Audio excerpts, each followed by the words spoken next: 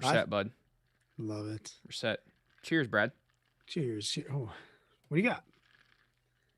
We already got some people in the chat. How's everyone doing on this fine Wednesday night? Wednesday evening. Hell yeah. We got Aaron in the chat. Aaron Bennett's in here. He's the first nice. one here. James says, "What's up, Average Money?"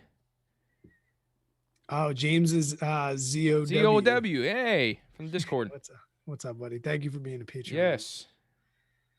Actually, I think Bennett's a Patreon member too. Hey, what's up, Spencer? Spencer, what's going on, man? So, kind of for those who were here last week, Brad and I are going to maybe do the same thing that we did last week, depending how everything goes. We're for sure going to record a Friday episode. Mm-hmm. We will wait and see if we'll do a Monday one as well. We don't really have plans for that one yet. We don't have like a subject. So we may just kind of let the chat roll with the episode and maybe just strike up some conversations. And sometimes I feel like those are my favorite ones to do, man. Like for Mondays, we may not have like a structured podcast, but like when we can just get on here and talk money, like I feel like that's when the realness comes out. You know, there's no script, there's nothing. It's just kind of giving our thoughts on whatever we want to think about and go from there. And I'll be honest, because I know JJ wouldn't throw me under the bus. If we got to get out of here, the Islanders are playing in a very, very big hockey game tonight. I'm not even an Islander fan. I'm a Rangers fan, but hey, I'll still root for a New York team because I'm not like weird like sports like that. Like it's not that serious. And it's cool because the bar scene and the party scene is awesome. And the dude down the block from me, huge. He is, out of all the fans of the Islanders, he's the hugest. So great team. They're going to do great, wonderful things. They're going to be huge. One of the bestest of the hugest.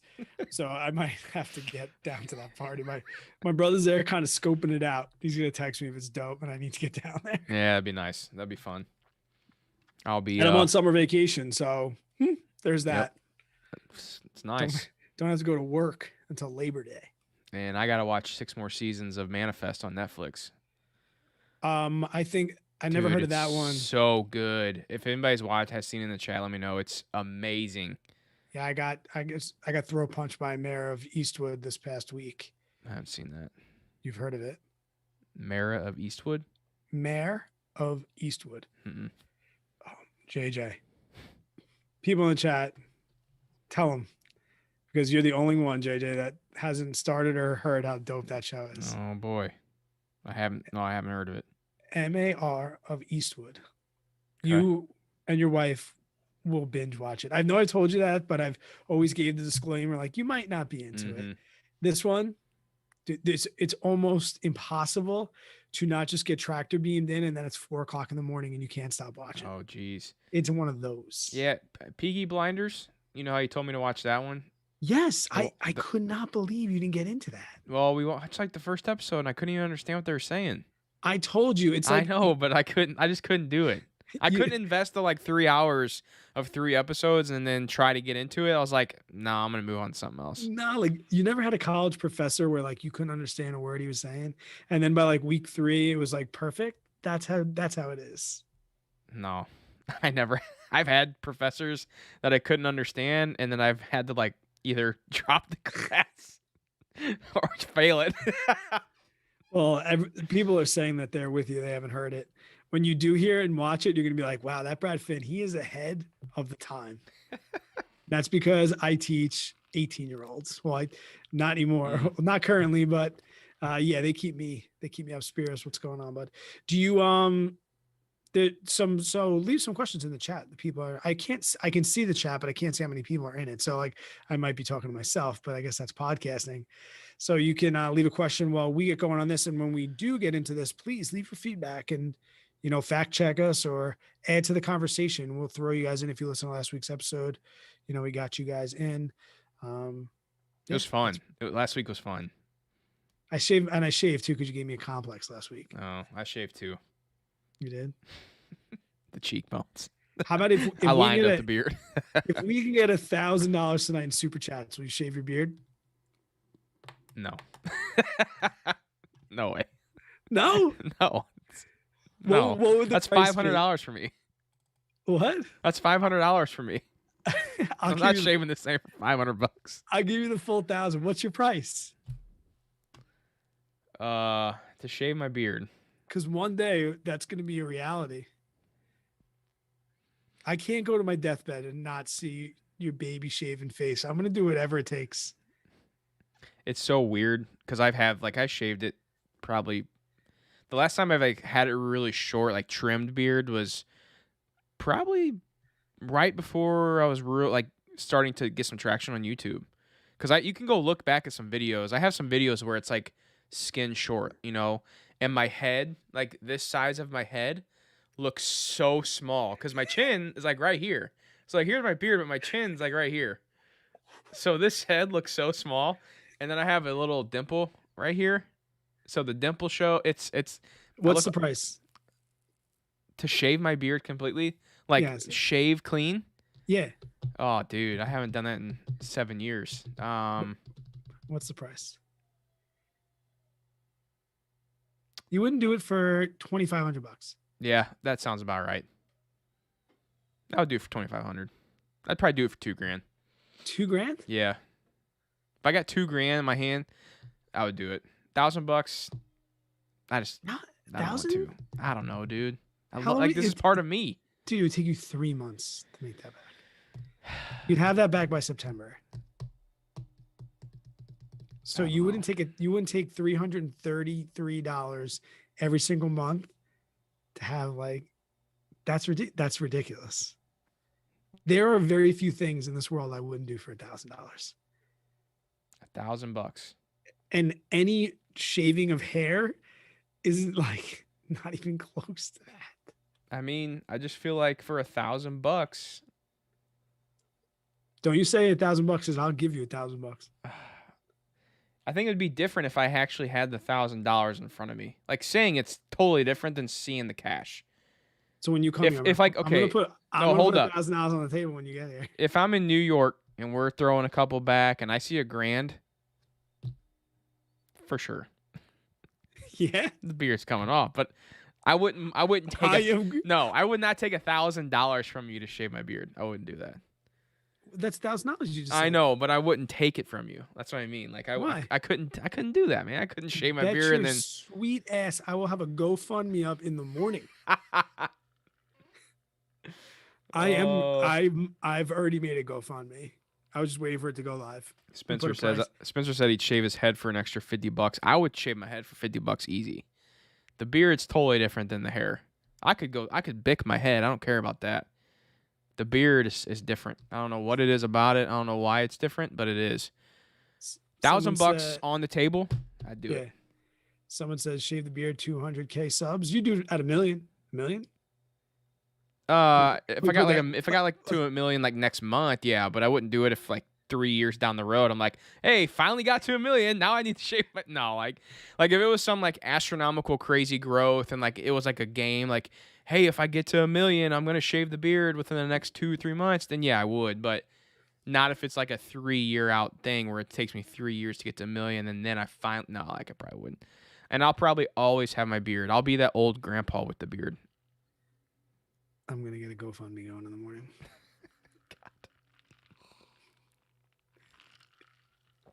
Oh boy. Okay, you want to get this thing started? Get the Friday one out of the way, and then we'll get back to the chat. Or if you want to get going and party hard. Not out of the way. Like we like doing. You made it sound like this fucking voicemail we gotta do. Let's get this thing out of the way. You know what I mean? Like because when we're going through a live or when we're going through a recorded podcast, we can't really talk to the chat at all. Yeah. We can. I mean, we can see comments and stuff, but it's just so much easier to read and associate with everyone in here whenever we're not recording. Or if we do a Monday episode where we're going to kind of tie into the chat. That's what I meant by that. Are you recording? No. I don't even have it pulled up. So what happened last week? Because I know we had some issues. These are all our checks that we go through. Last week, this is a little behind the scenes for you guys. So guys, JJ records on his end and he sends me the audio. So it just makes it a lot cleaner. And then I can sync it up very easily because I'm also recording his audio as a background, as a backup. If you're going to do a podcast, always have a backup.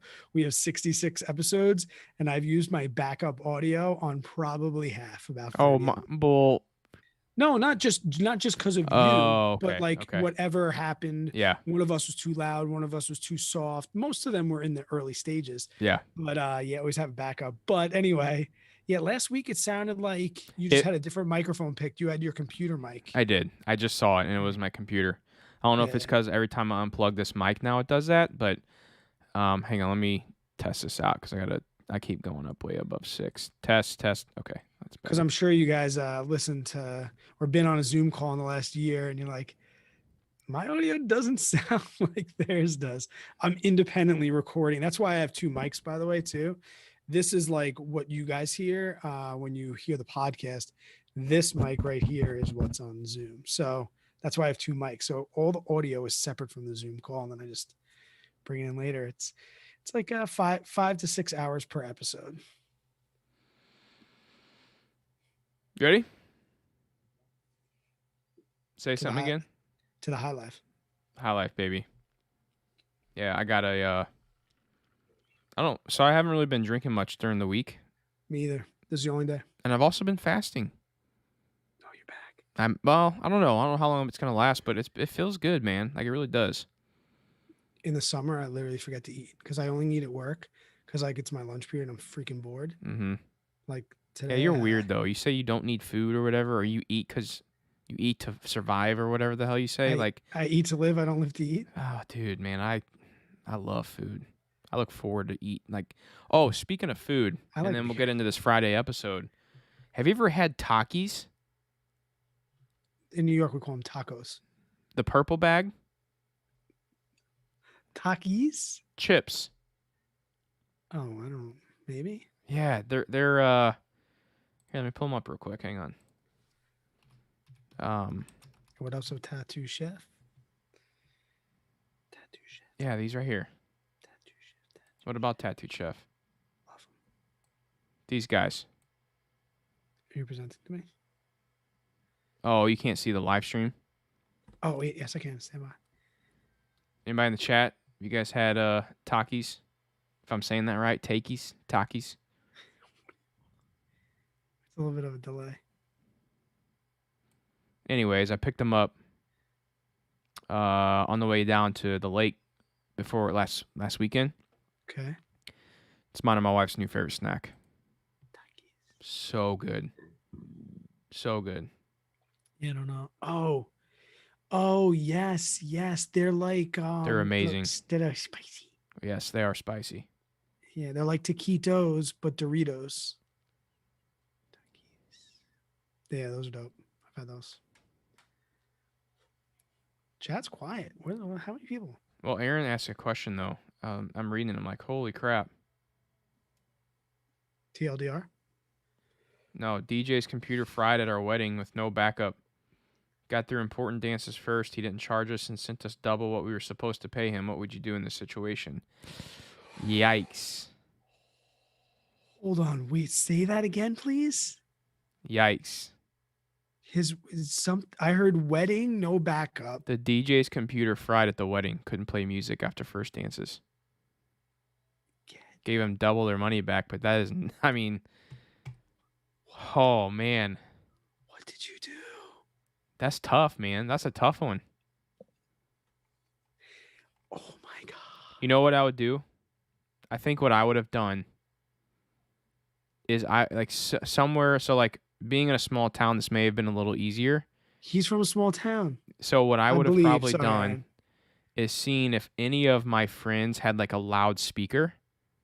You know how some because for instance, my Lindsay's stepdad plays guitar, so he has like amps. I would have brought like 2 of his amps and hooked up my Spotify playlist and just played that. I see. I don't know if this is the New Yorker in me, but when I hear what do you want me to, what would you do in this situation? I don't think about the music at the party. I think like about ending the DJ's life.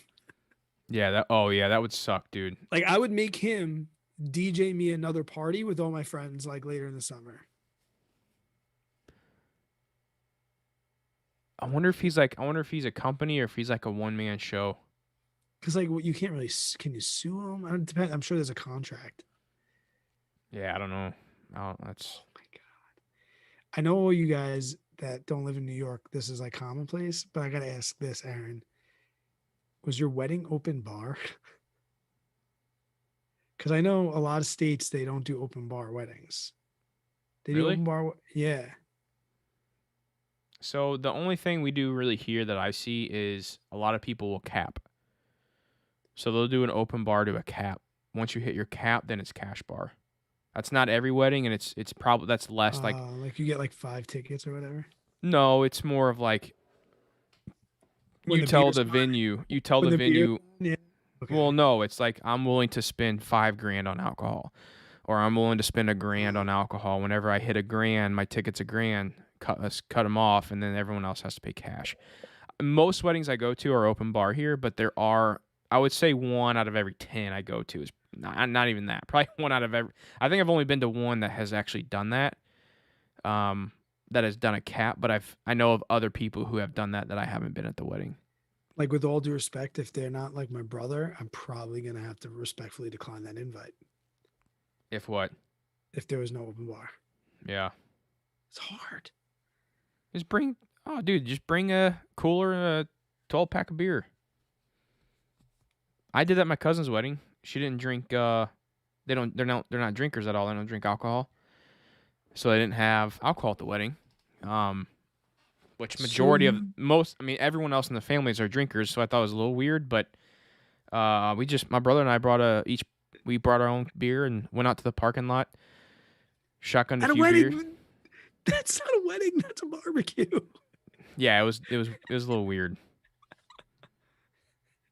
All But right, let's do this. they're not drinkers, they're very I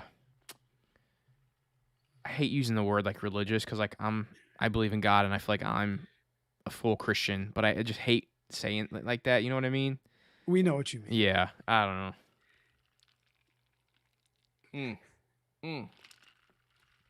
That'd be tough. I'd be having a call with the business, Aaron, and seeing if I could maybe get something a little more than just double my money back. I'm telling you, I would keep the money. I would tell him he's got to throw me a freaking party.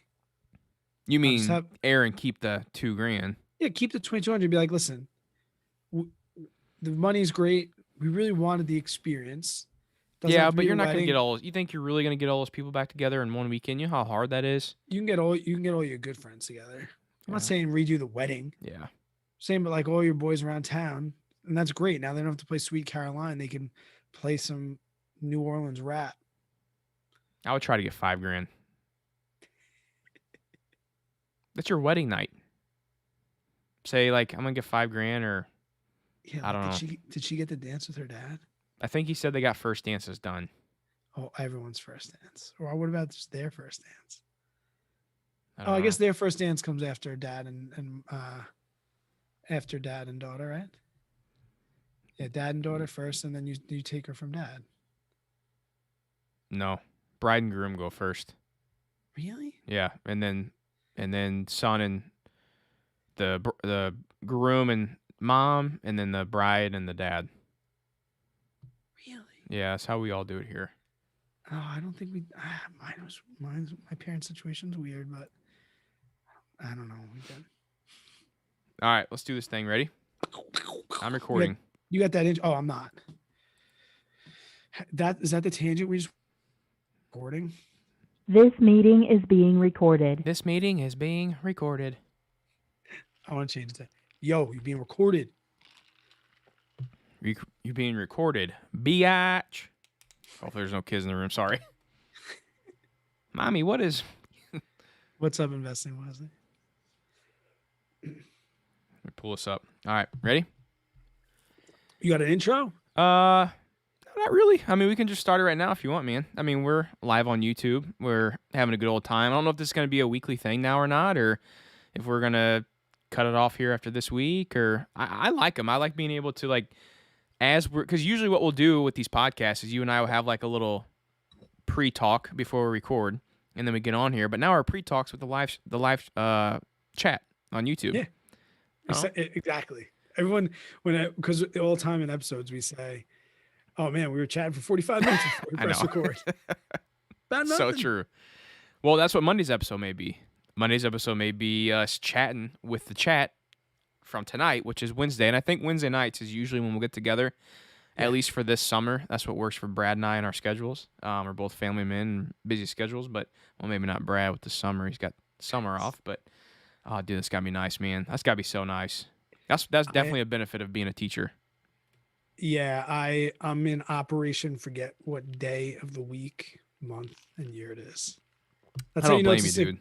That's how you know it's a successful summer, when it's like August 15th and someone's like, "I got to go back to work in 2 weeks," and you start doing some math and you're like, "Whoa, is it August? Mhm. It's August already?" And I mean, when I had the brewery, I still had to like think that. I always knew when the weekends were, obviously, because I own a brewery. So I never like got to forget the days, but like last year was the first summer without the brewery. And yeah, Yeah, it's already June's almost over already. yeah. It's nuts, dude. July's coming right up. It's crazy. 4th of July is going to be here. America, baby. The days are getting shorter. Everything's going to go into flower in a couple weeks. It's going to be great. Speaking of teachers, Lindsay and I were talking the other night, and we were just, talking about life and goals and plans, just like we do, I feel like, every time we're out.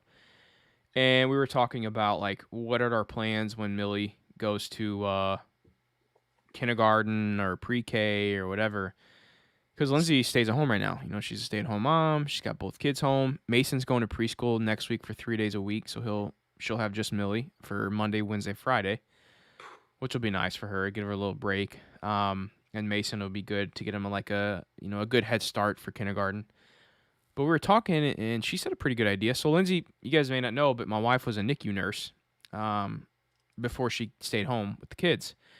And we were talking about, well, is she going to go back to the hospital? Because it's like a good solid 45 minutes to an hour drive to the hospital. And anyways, long story short, she was talking about possibly becoming a school nurse. And the only reason I'm saying this is because we're talking about you being a teacher in the summers. And I was like, well, that would work out perfect because the kids are going to be in school. She'll have the summers off with the kids. I mean, I'll be doing my thing during the week, whatever I'm doing, YouTube, podcast stuff, whatever it may be. So I don't know if it's going to happen or not, but it's definitely a cool idea. If you are like a homebody family guy or gal, there's really no better job in the world than being a teacher. Yeah, I agree. I mean, I know some places pay their teachers really, really, really, really badly, but still, I would take an enormous pay cut to know that I'm never going to miss a holiday dinner. So true. I'm never going to miss a summer. I'm never going to miss a dance recital. I'm never going to miss anything. I'm never going to be working. Like, I don't know. I would definitely be a teacher. I think that'd be a great job because I've been on the opposite end of the spectrum where it's construction and it sucks, man. Like it's horrible. I was just kind of thinking about the math. Like, this might be effed up, but stay-at-home moms get to retire in like 4 or 5 years. What do you mean? When the kids go to school, they're retired. Yeah. And I mean, it's probably, after hanging out with my kids for one day, probably 5 years of stay-at-home mom is worth a 40-year career. So as true. As far as like emotional toll. So true, man. I just had Millie today by myself, and I was stressing out, just trying to cook dinner, get her set up, keep her busy, the plate, like just doing that by myself. It's tough, man. Like we always say, shout out to all the single parents out there. It's insane. Okay, let's get into this voicemail, man. It's a good one. We got I don't know if we've even talked about this on a Friday episode before or not. Maybe have touched on it, but haven't really gone into depth. There's 2 different things we're going to talk about with this voicemail. We'll answer his first question first, and then we'll go into some of these tips that he asked for. So let's get into this week's voicemail. Hey, Brad and JJ. I am 18 years old, and I just graduated college and actually just paid off my college. Started working a full-time job at a diesel mechanic after going to college and getting my associate's degree. And I'm actually looking to buy a house within the next year to 2 years. I was wondering if I should take some of my money out of my Robinhood account or my M1 Finance account that I have set up in like the S&P 500 and other ETFs, or if I should leave it in there until I'm ready to pull it out, or if I should hold that in a secure savings account. Thank you. And if you have any other financial advice for buying a first house, I would gladly appreciate it, because I'm kind of at a waypoint where everybody in my family hasn't bought a house in the last 10 to 15 years. So I know I don't want to do PMI. So I'm looking for that for sure 20% down payment for a first time home buyer. Thank you. 18, graduated college, listening to Money Podcast, talking about paid off college, talking about buying a home at 18 years old, man. It's so awesome. I feel like these voicemails, these kids just keep getting younger and younger, asking these amazing, amazing questions about money. It's huge, dude. I love hearing this. You want to take this one first? You want me to go with it? Yeah, I could start. I Okay. mean, Let's start with the first question about, selling the stocks or ETFs or whatever, and Robinhood and all that. yeah, I first just want to say this, like, even there's something to be said for him working hard in the trades. Didn't do the whole, I have to go to college and party. Got his associate's degree. If you don't know what associate's degree is, it's a 2-year degree. It's generally for some sort of trade, sometimes, a community college or something like that. I have an associate's degree before I went on to university, but I like appreciate that route as well.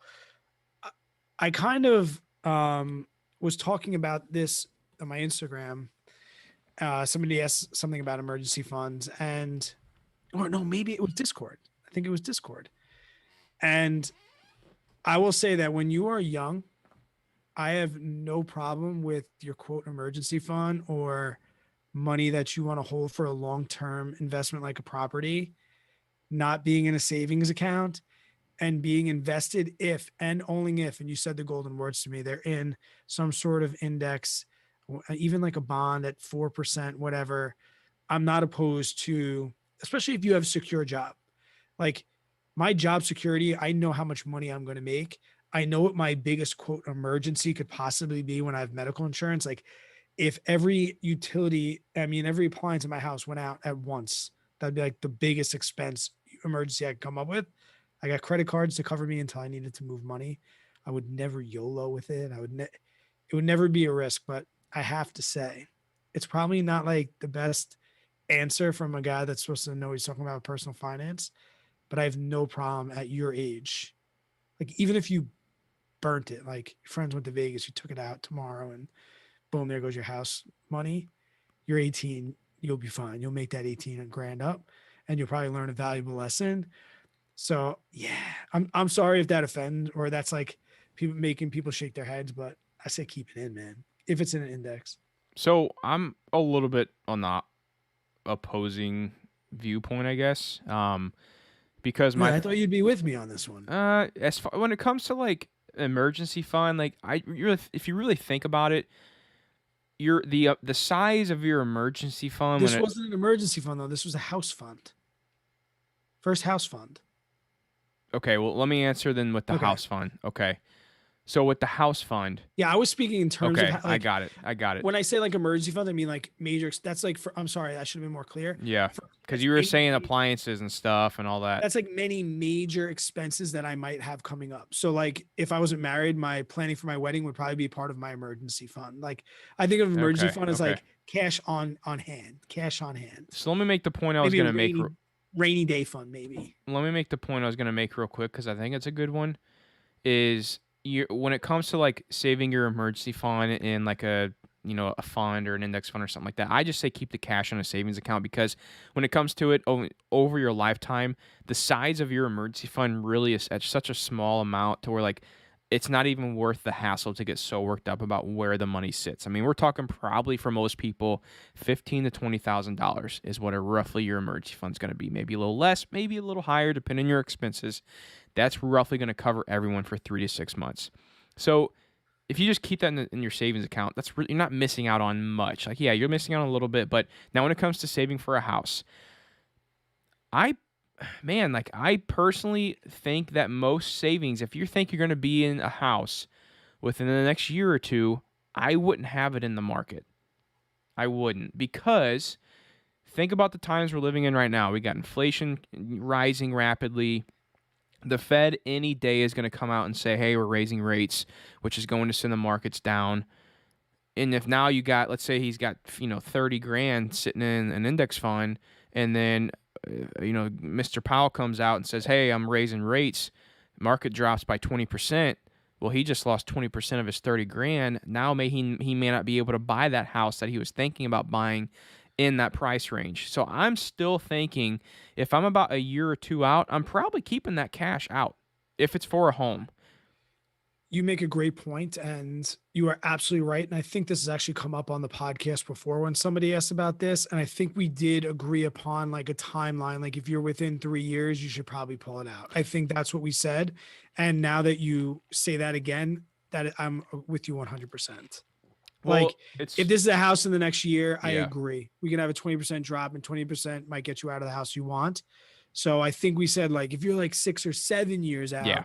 then yeah, throw it in for a few years. But I'm going to retract all stricken everything I said previously, the record. And I will also agree with you too. Just, jumping on your bandwagon here is that I also agree with you that $20,000 isn't a lot of money, like in the scheme of like long term. So Mhm. if it was in the bank, I'm not saying like in the bank is bad. I'm just saying that like either one for me, like doesn't Yeah. matter Yeah. what what your self control is. But yeah, you're right. I would say if it's going to be kind of soon. Well, it's funny that he asked this because my brother and I just had this conversation this past weekend at the lake. Him and his wife are saving up, and they were hoping to be in a house already, but as we all know, the market's crazy right now, and so they're just still piling up cash, and they may be able to have a pretty nice down payment by it's all said and done when they actually get into a house. But he asked me, he's like, JJ, what do you think, man? Like, I'm sitting on all this cash. Do I need to put some in the market? Do I need to do this? And I asked him, I was like, well, what do you want to do, man? Like, would you rather like take half the cash as a down payment and use the other half to invest? And he's kind of like me, man. Like he wants to get that house debt gone. Like Josh is a pretty simple dude. You guys, there's an episode, I forget where it's at, what episode number, but we interviewed him. Like he's a pretty conservative, by the book Yeah. dude. So I know he would want to get that mortgage paid off. So and knowing my brother, this is how I knew how to answer it.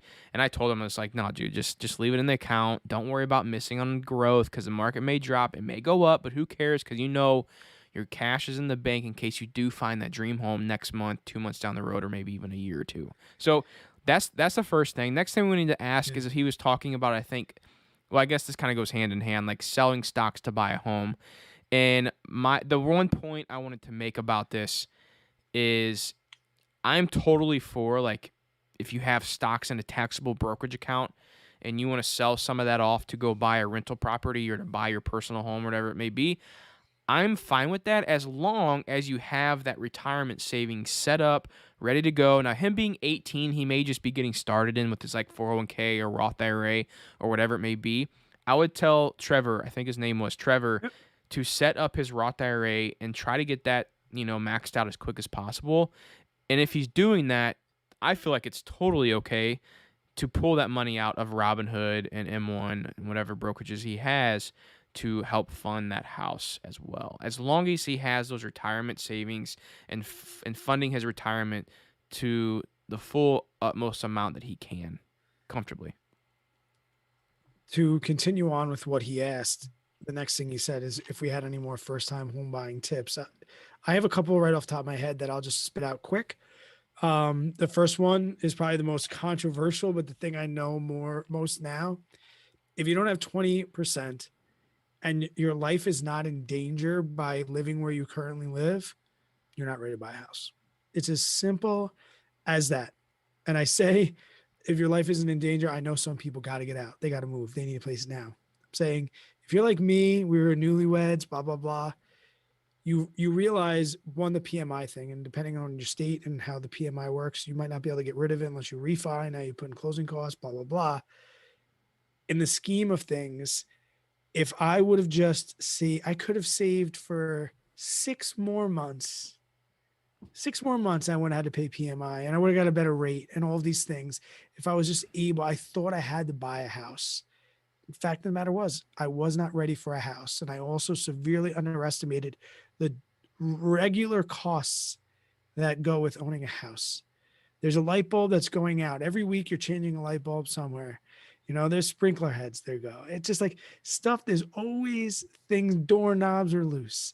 Moldings get shipped. It's just it's crazy. So do yourself a favor, not just even from the math side, but Yeah. to learn the discipline of money, to learn what it feels like to save up a crap ton of money.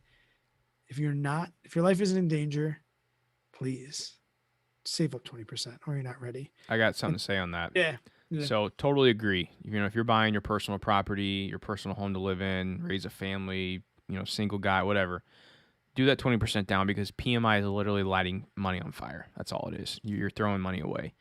But if it comes to if you're buying this as like a house hack, or you're buying like a duplex to buy in it for your first home and live in it, I think an FHA loan is a perfect opportunity to have that 3.5% down because you can get in an investment property at such a lower amount of initial cash to get in, to where I wouldn't do this with a primary residence because your primary residence doesn't make you any money. No, You're not getting any cash flow from it. So set it up right. But if you buy an investment property to live in, rent out the rooms or rent out the whatever it may be, if you know you're going to house hack it, don't say, "Oh, I'm going to make this a house hack. Let me do my FHA," and then it's your primary. Don't do that. Like you know what you're doing. But if you know truly it is an investment, I think an FHA loan is perfect to use, knowing those extra expenses that come along with an FHA loan can get covered by that cash flow that the property is generating. Yeah, if somebody else is paying your mortgage or a piece of it, that I'll even recommend 30-year mortgages at that point. Oh yeah, yeah, for sure. Get in that house and yeah. So I got a few tips. I don't know if you want to just run through yours, and I'll let you know if they match up to mine or what. Or no, the only other one, and that's from listening to you. I have 2 more from listening to you. Number 1, have a good team, and even if that's just a realtor, like have a good team, and don't be mad about paying them commission. They work really, really hard. They go above and beyond and do stuff that we don't know what they're doing. They work on the weekends. They're constantly getting worked and hustled. Like, have a good team. Well, the good thing is you as the buyer don't have to pay them. The seller pays them. Right. Well, yes, correct. And then because of you, make sure you get a home, and actually Ryan Scribner, make sure you get a home and a sewer inspection. So that was one of my tips. I also do termite. Okay. Yep. So Would that depend on where you live? Because I don't think that is really here. Maybe it is. Maybe it is. I don't know. No, for sure. I mean, that totally could be something. Maybe like the colder, like up north, maybe there's not termite. I don't know. I just don't know those markets. I've never heard anybody be like, "Geez, man, I got stuck with the term." I know I've heard of it like watching shows and stuff. Yeah. But I don't know anybody like local that's been like, "Damn it, how'd I miss the termites?" Oh, okay. Yeah, I would definitely check your market. But I know like here in Missouri, termites are definitely a factor when you're buying a house. So yeah, I always recommend just your typical inspection, then pay extra. Trust me, it's so worth it. I backed out of a property just recently because of that. Sewer inspection and then termite as well. If it's how much did the sewer? How much did that sewer inspection cost? What was it? Oh man, I don't even remember. Roughly. I'm gonna say like maybe $100, 150. I don't even know, man. Like 150 maybe. And how much? What he found? How much did he save you? Could have been $25,000 to $30,000. Okay. Could have been at the worst case.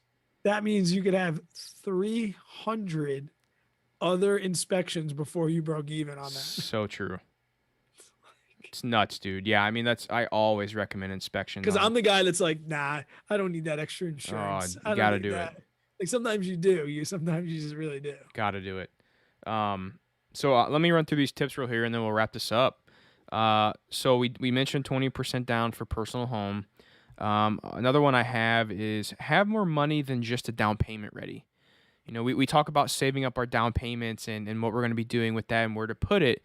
But the real thing to remember here is, and all you first-time home buyers are going to know this, when you buy a house and you have that down payment and then you have the closing cost and you got to pay all these little extra fees at closing time and it all adds up. Yeah, that's all good, great, grand, and wonderful when you have that in your bank account. But what happens when you get into the house? Well, You have now no you gotta couch. now you gotta buy a lawnmower. Now you gotta buy furniture.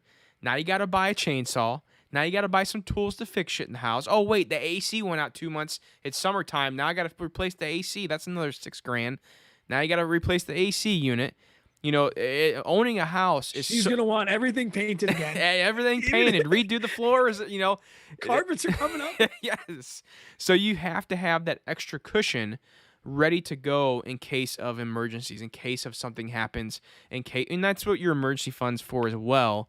So make sure you have that in mind when you're going into a house because it can happen. And if you don't have the money set aside, you're the first one it's going to happen to. If you're not prepared for it, it's going to happen for sure. So have that extra money sitting in the bank account ready to go for, the expenses we don't think about as first-time home buyers. Yeah, because you have a pool, and then you open up the pool, and then you find out there's a chlorine shortage, and you're like, oh, great, yeah, no problem. It's gonna cost me $15,000 around my pool this summer. It sounds awesome. Thank you so much for coming out. Yep. I mean, one of the first things I had to purchase was put in this AC unit up here, this mini split, because I knew this was going to be my office up here. Oh my God, Brad's favorite sound. And When you're an audio editor and all you hear is yeah. And it was like a $2,500 or $3,000 expense, which now I'm thinking about it, I should have wrote it off. I didn't even think about that, but I should have wrote it off. I didn't. I know. Anyways, so that's another tip. We already talked about inspections. The next one is to decide what you can afford in a house. Don't really think about your expenses and understand how to calculate your mortgage, what your mortgage is going to cost you. Your mortgage lender can help you with this. They'll tell you what you say, hey, what would a $200,000 house cost me in a mortgage given my interest rate that you got me pre-approved for? And make sure you get pre-approved, by the way. That's another big tip. So understand what you're going to be owing in your mortgage payment, principal and interest. But not only that, when you actually go to look at a house, remember to check what insurance is going to cost. Call your insurance provider and have them give you a quote so you know what monthly payment that's going to be. And then also know what you're going to be paying in taxes. Because if you live in a higher taxed area, Brad, my good friend, can tell you this, that's going to be a huge expense that if you're not thinking about taxes and you move into this home and now you got an extra, Brad, what would your taxes come out per month? Like $1,000 or something like that? I'm not good at math, but I pay $13,000. Yeah, so it's about $1,000. A little over $1,000. And then I pay another $13,000 for insurance. So call it $2,200 a month or something like that? Yeah, I pay like $26,000 a year for insurance and taxes. Yeah, so that right there, that's why you have to understand the cost and of my insurance. I will say, because people are going to be like, what, that insurance? I live by the water, so after Hurricane Sandy, I have to pay flood insurance. Yeah. But that's why I say that, though. Understand the cost, not just your mortgage. Understand the insurance and taxes as well to get a full understanding. Now, to get back to what I was saying with the affordable home, once you get all these costs figured up and you're like, okay, I know I make about $4,000 a month.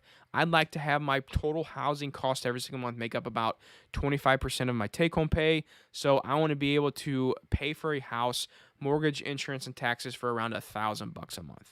So I'm going to be looking for a house that I can buy with a 20% down payment, taxes and insurance included, all adding up to be about $1,000 a month.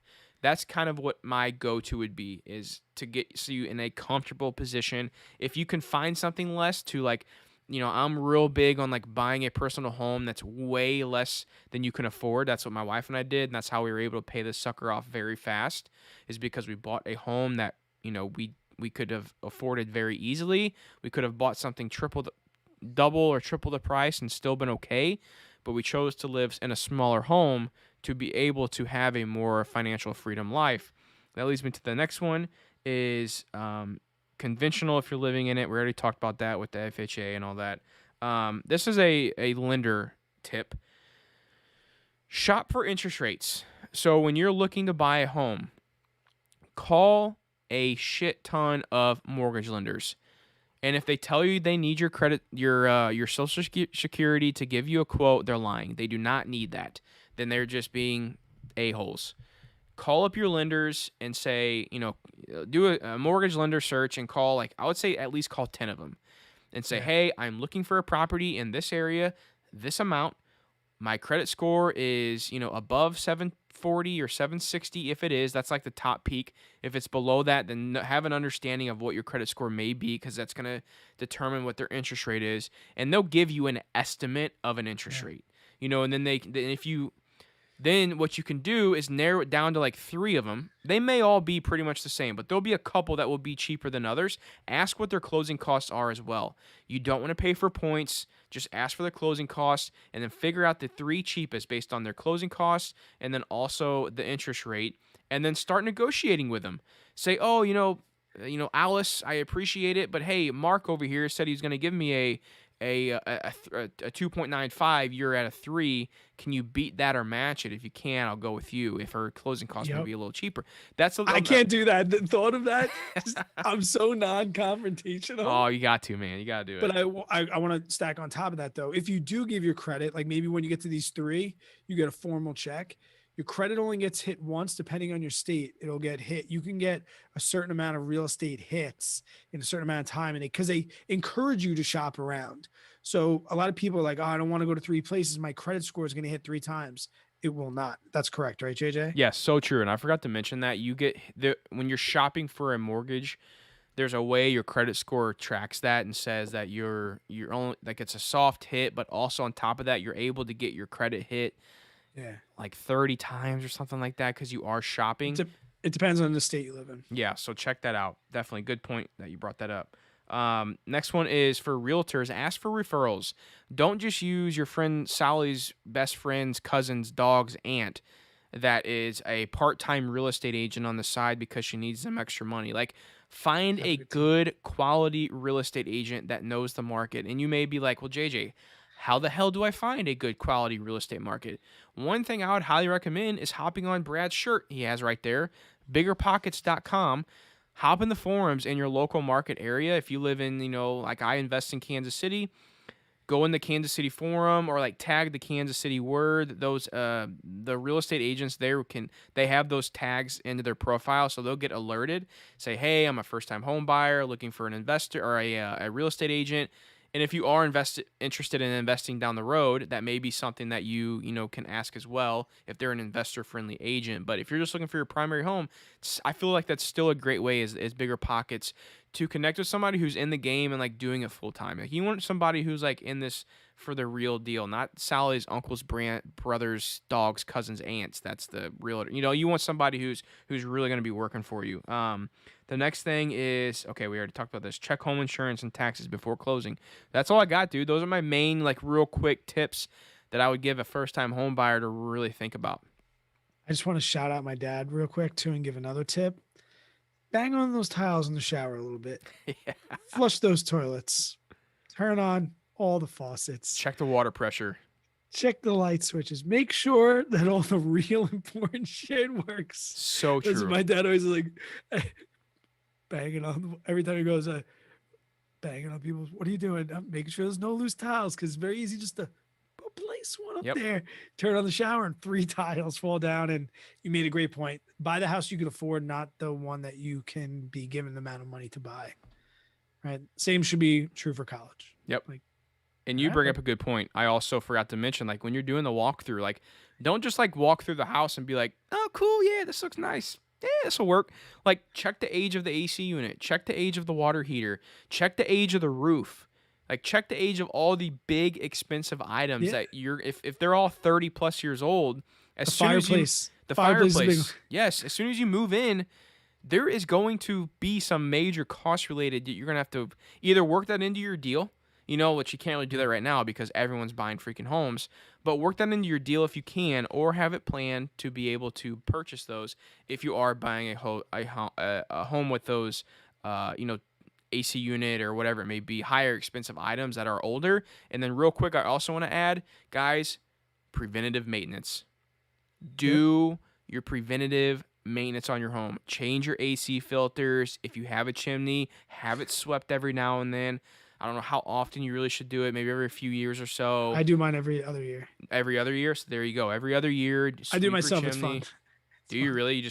You buy something to plug it up there? Probably Amazon life, bro. Huh. Okay. And like, what's the worst that the real estate agent's gonna say? Like, man, that guy was so annoying. He really checked everything with the house he's gonna be trying to buy. Like, No, if anything, they'll probably be shocked because I feel like most home buyers don't do that. And whenever you see somebody come in that's wants to know those, look at the seller disclosure statement. That's another thing. Ask about a seller disclosure statement because usually those items will be listed on there already. You won't even have to check them when you're looking at the house. You can spend time looking at it with other things. So when you have a seller's disclosure statement, again, this is the seller's putting this on there. Double check it if you want, but it'll say like age of roof, 10 years, age of AC unit, 30 plus or 20, whatever it is, so I check didn't even this know stuff. that existed. I didn't even know that existed. Yep, and you can have that before you even go look at the property. I ask for that before I go look at any property because I can usually look at that and decide if it's worth, because like that's where they'll also put if they're trustworthy sellers. Like if there's foundation issues, like if you got a foundation like caving in, I probably wouldn't buy that house. If you got major foundation issues, that's usually like a no go for me. Now if there's like vertical, like diagonal cracks from like the windows and stuff, like my basement has cracks. That's kind of normal for an older house in where I live at. But when it comes to like actual like concrete walls caving in, like that's a totally different scenario. That's a very large expense. I wouldn't go into something like that. But again, we're getting a little advanced here, but these are just, random tips that a lot of people don't think about. Nope. Wow. What do you think, bud? You know so much more than me when it comes to real estate. And but you know what this sucks though is I only have one freaking property. And like I wish I had more, and I feel like I've spent enough time looking at properties to not buy more, but Well, you have 2 properties. Don't get it twisted. well, two, but one of them was my primary, Yeah, but do you have a HELOC on your primary? I do. Now I do. So your house makes you money. Your Yeah. primary residence can be an asset, I believe. That's a horse of a completely yeah. different color, though. Yep, so true. Well, Brad, hey, Yep. I appreciate it. Again, guys, we are live on the Average Money Podcast. Shout out to the chat. I see the conversation started. So we'll hop off here, hop in the chat for a little bit, answer some questions, and then maybe start up Monday's episode too. I don't know what we'll do here, but we'll see. But hey, guys, for everyone listening, I've been getting a lot of messages lately about the podcast. It kind of died out there for a little bit. Now messages and DMs are starting to pick up saying, hey, man, listen to this episode. Loved it. Appreciate what you guys are doing over there. I love hearing from you guys. I know Brad and I both love hearing from the listeners.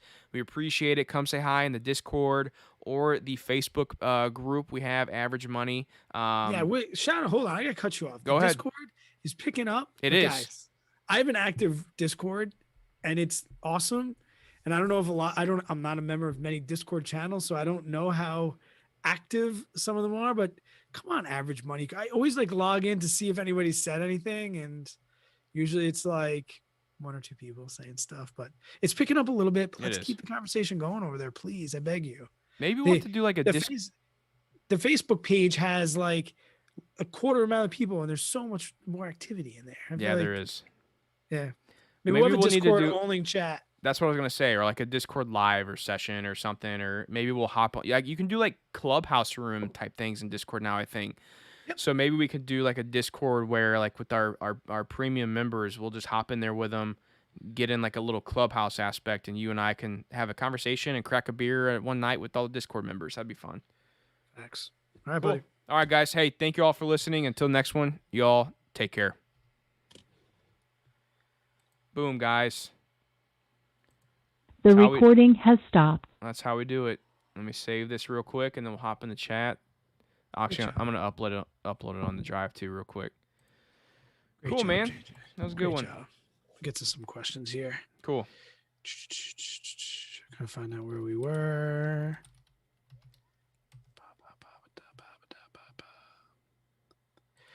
Cliff said there's definitely termites in the Northeast. Like I said, I'm not saying there's not, just not something I've heard of. Opinion on the wheel versus dividends. Dividends first, then I'm wheeling. Yeah.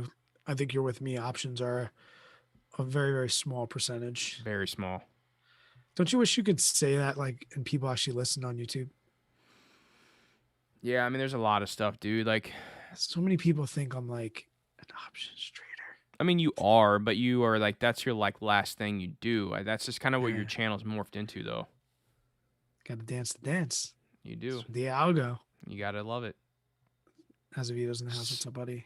What's up, Aaron? Start a second channel. See how that goes. Start fresh. I'm thinking about starting to upload more I have 3 content for YouTube $4. channels, man. I don't need to know. That's true. That is true.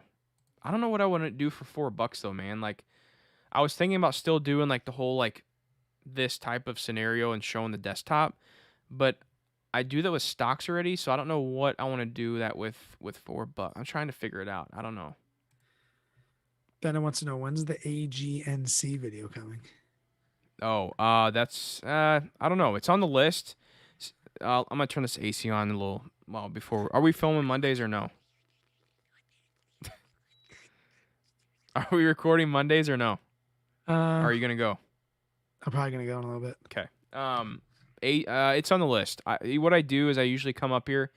I do have a few sponsored videos that I'm trying to plan out. Maybe that'll be one of them. I don't know. But it takes me. What I'll do is I'll come up, I look at my list, and it's really just like, what do I feel like filming about today? That's kind of. I'll do a Friday. I'll do a Monday. No, dude, if you gotta go, let's go. Go ahead. Nah, this is. Well, let's go ahead and record it now. This brings my life more value than I might have to go get another drink though. I will What do too. we talk about though? Do we have a topic for Monday? We don't. So I don't know if the chat wants to throw us a topic and we just kind of freeball it. How about or- this? I'm gonna go get a drink. Okay. If somebody posts a topic that's 40 minutes or so conversational that we can get into the chat, leave the topic that you want us to discuss. Things off the table for me: Bitcoin, AMC, GameStop, or short squeezes in general. I would agree with that. Crypto and meme stocks are off the table for me. Any other real thing, I'll discuss. I'm gonna go over Agreed. here. And if nobody leaves any questions or topics in the freaking chat, then We'll go. we'll crush the beer and we'll go. Yeah. I'll be right When you back. get back, I'm gonna go make me one more drink too if we're gonna do this. Okay, yeah, You go Keep- ahead. You go ahead and go first, but all right. They might okay. go ahead. All right. I'm gonna keep this chat going. So what I'm doing right now, guys, is I'm uploading my WAV file for my audio to our drive because I've gone a couple times where I forget to do it because Brad and I start talking as soon as we get done recording, and then I always forget to upload it. And then Brad waits to the last minute to edit these things. He's like, "Hey man, I need your audio," and I'm usually gone. I'm gone out somewhere, and I'm like, "I'm sorry, but I can't get to the computer." And then I'm screwed, or is either up late at night editing it or whatever it is. So now it's just like a habit of mine. I make sure I upload it before I do anything else. So we are officially uploaded.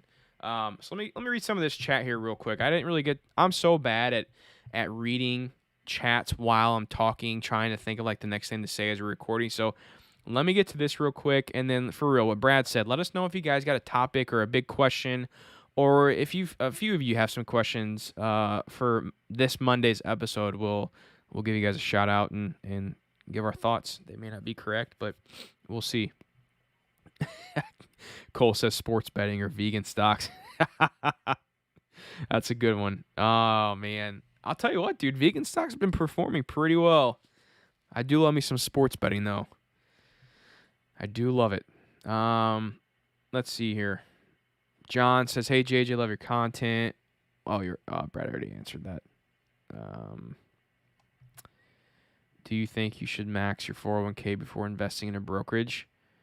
Brad thinks yes. I am kind of saying no because I like having that liquidity factor, meaning you can't pull your money out of your 401k, but if I have money in my taxable brokerage, I can pull it out anytime. So no, I don't think your 401k necessarily has to be maxed out before you open a taxable brokerage. Let's see here. Cole says finding your houses in your area. I have not. I've been looking. We went and looked at one the other day for a flip, and it was not in a good area. Not for a flip. Would you partner up with somebody for a rental property? I would. Brad and I are in the process of buying a larger unit complex. We would partner up on that aspect, and it would just be through average money. I would also partner up with somebody that I know, 100%. Like I probably wouldn't partner up with somebody that I'm not very comfortable with or I don't know a lot about. Just because when you combine business and relationships and money and all that stuff can get a little ugly. Uh, disagreement with partners. That's another good question. Have as many things as you can outlined ahead of time, and bring up the awkward questions ahead of time before they get there.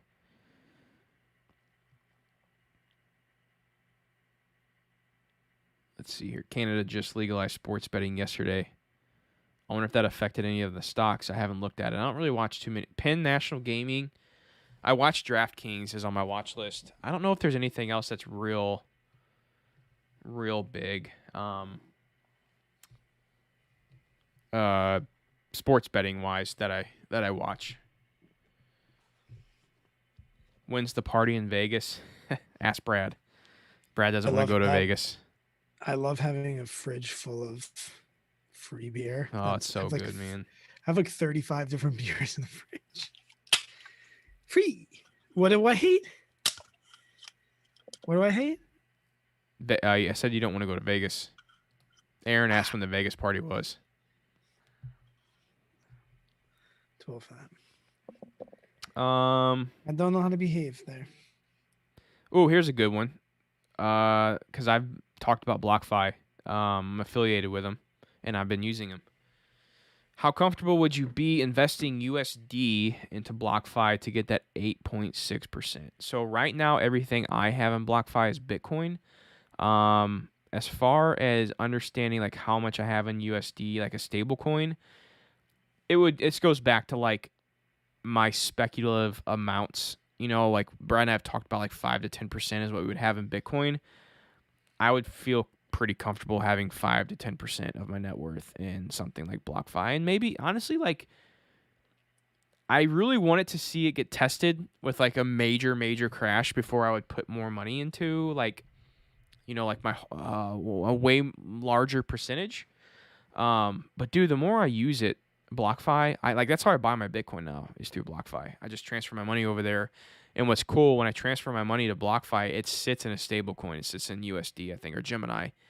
And so with Gemini, the money sitting in there until I buy my Bitcoin is earning 8.6%. And Bitcoin earns 5 or 6, I think. It's pretty nice. I really like it. But as far as an amount, I would go back to like the 5-10% of overall net worth was what I would feel comfortable with.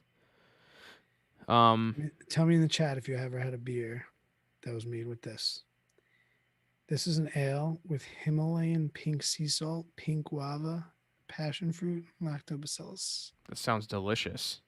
Called Goze. That sounds depending on where you're at. Amazing.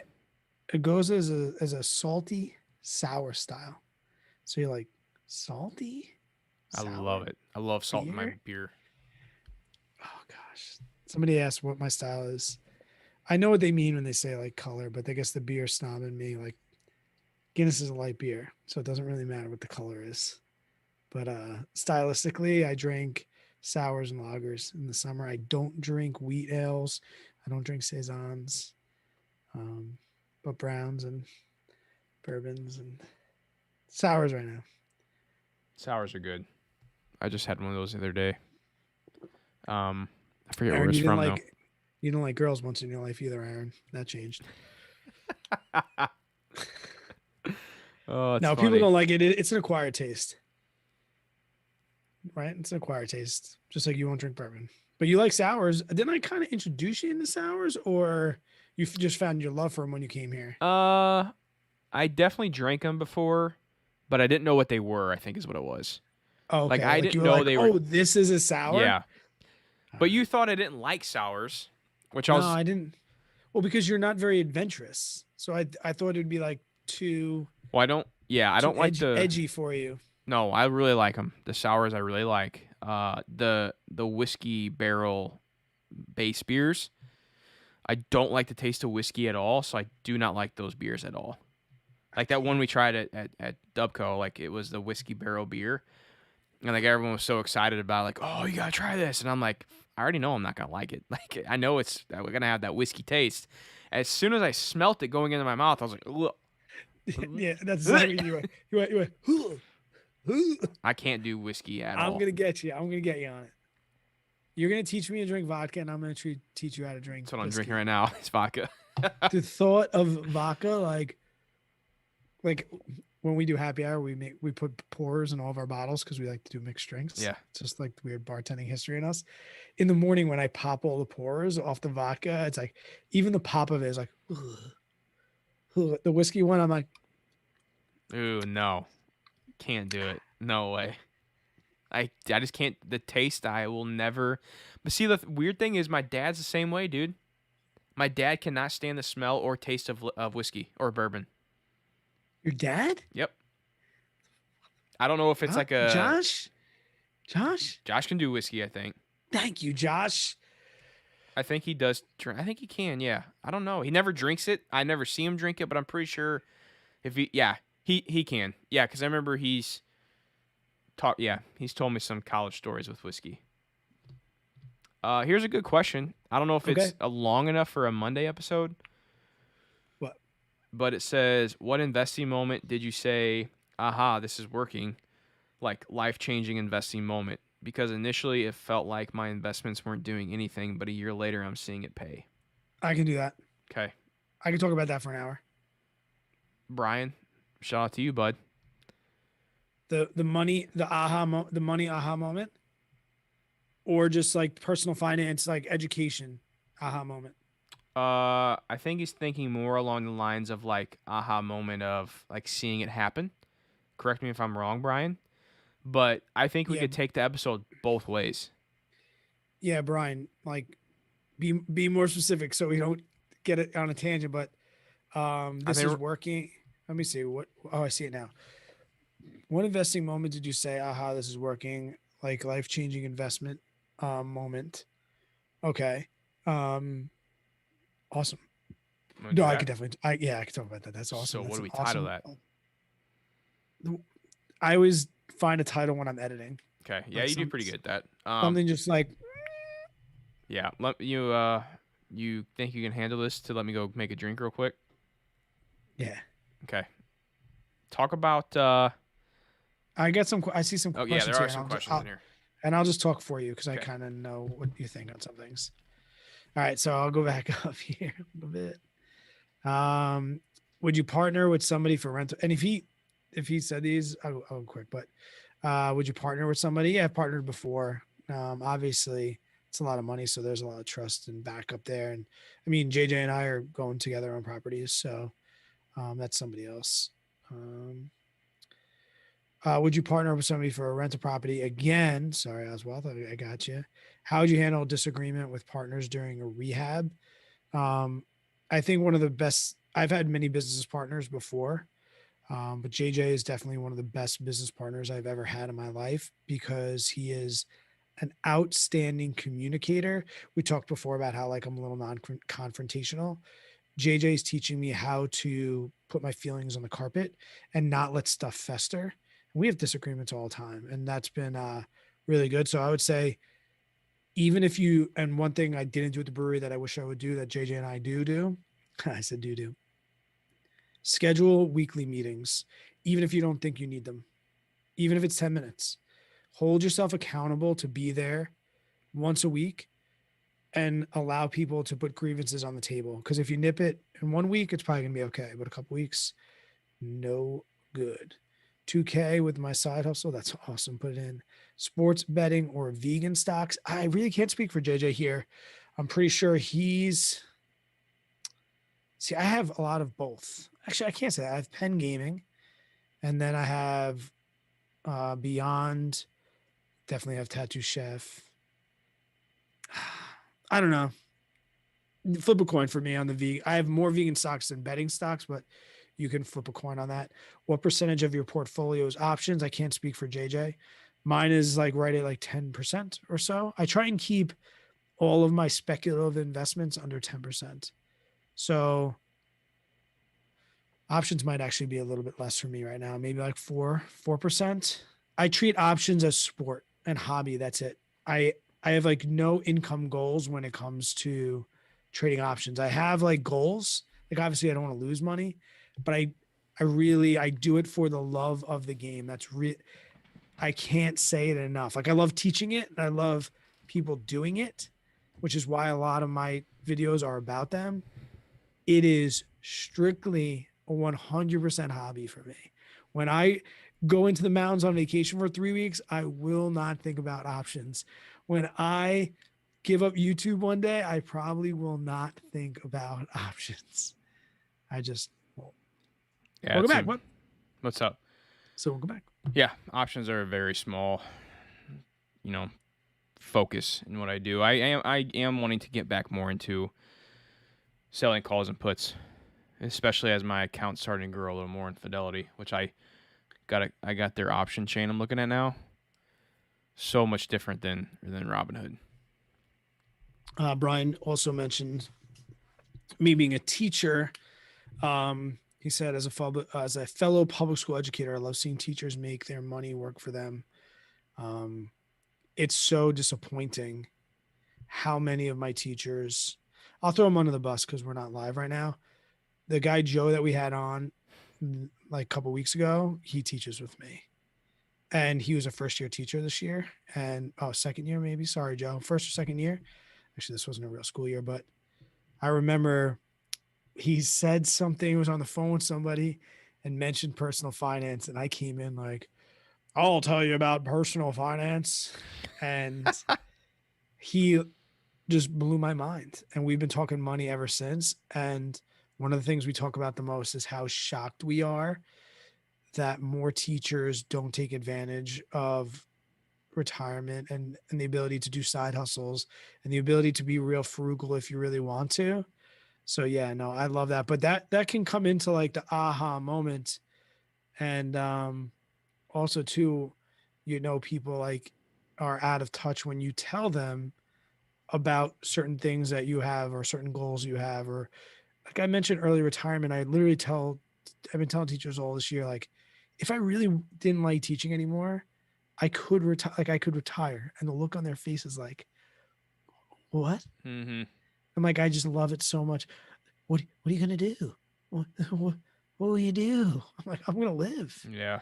And yeah, it's the teaching industry, although it's a good one. And I think that has a lot to do with income. I think teachers could get paid more. I know that's controversial, but I am excited. I've been thinking about it now for a couple of minutes, the aha moments. See, I don't know where I'm going to go with this one, dude. I think I'll maybe like start with some things, and then I have a feeling you'll be able to chime in and add to it. Okay. I think if we keep it pretty open, if we go in the direction of, well, I'll what's up, Dr. Horton? I'll go through, I'll do the intro. So turn off that AC. Okay. Let me record. And then we'll press record. I'm not going to record the Zoom because we'll just keep the live up. Yeah. Yeah, that's true. Yeah. Right? Yeah, just keep it up. Word. Yeah. Hang on.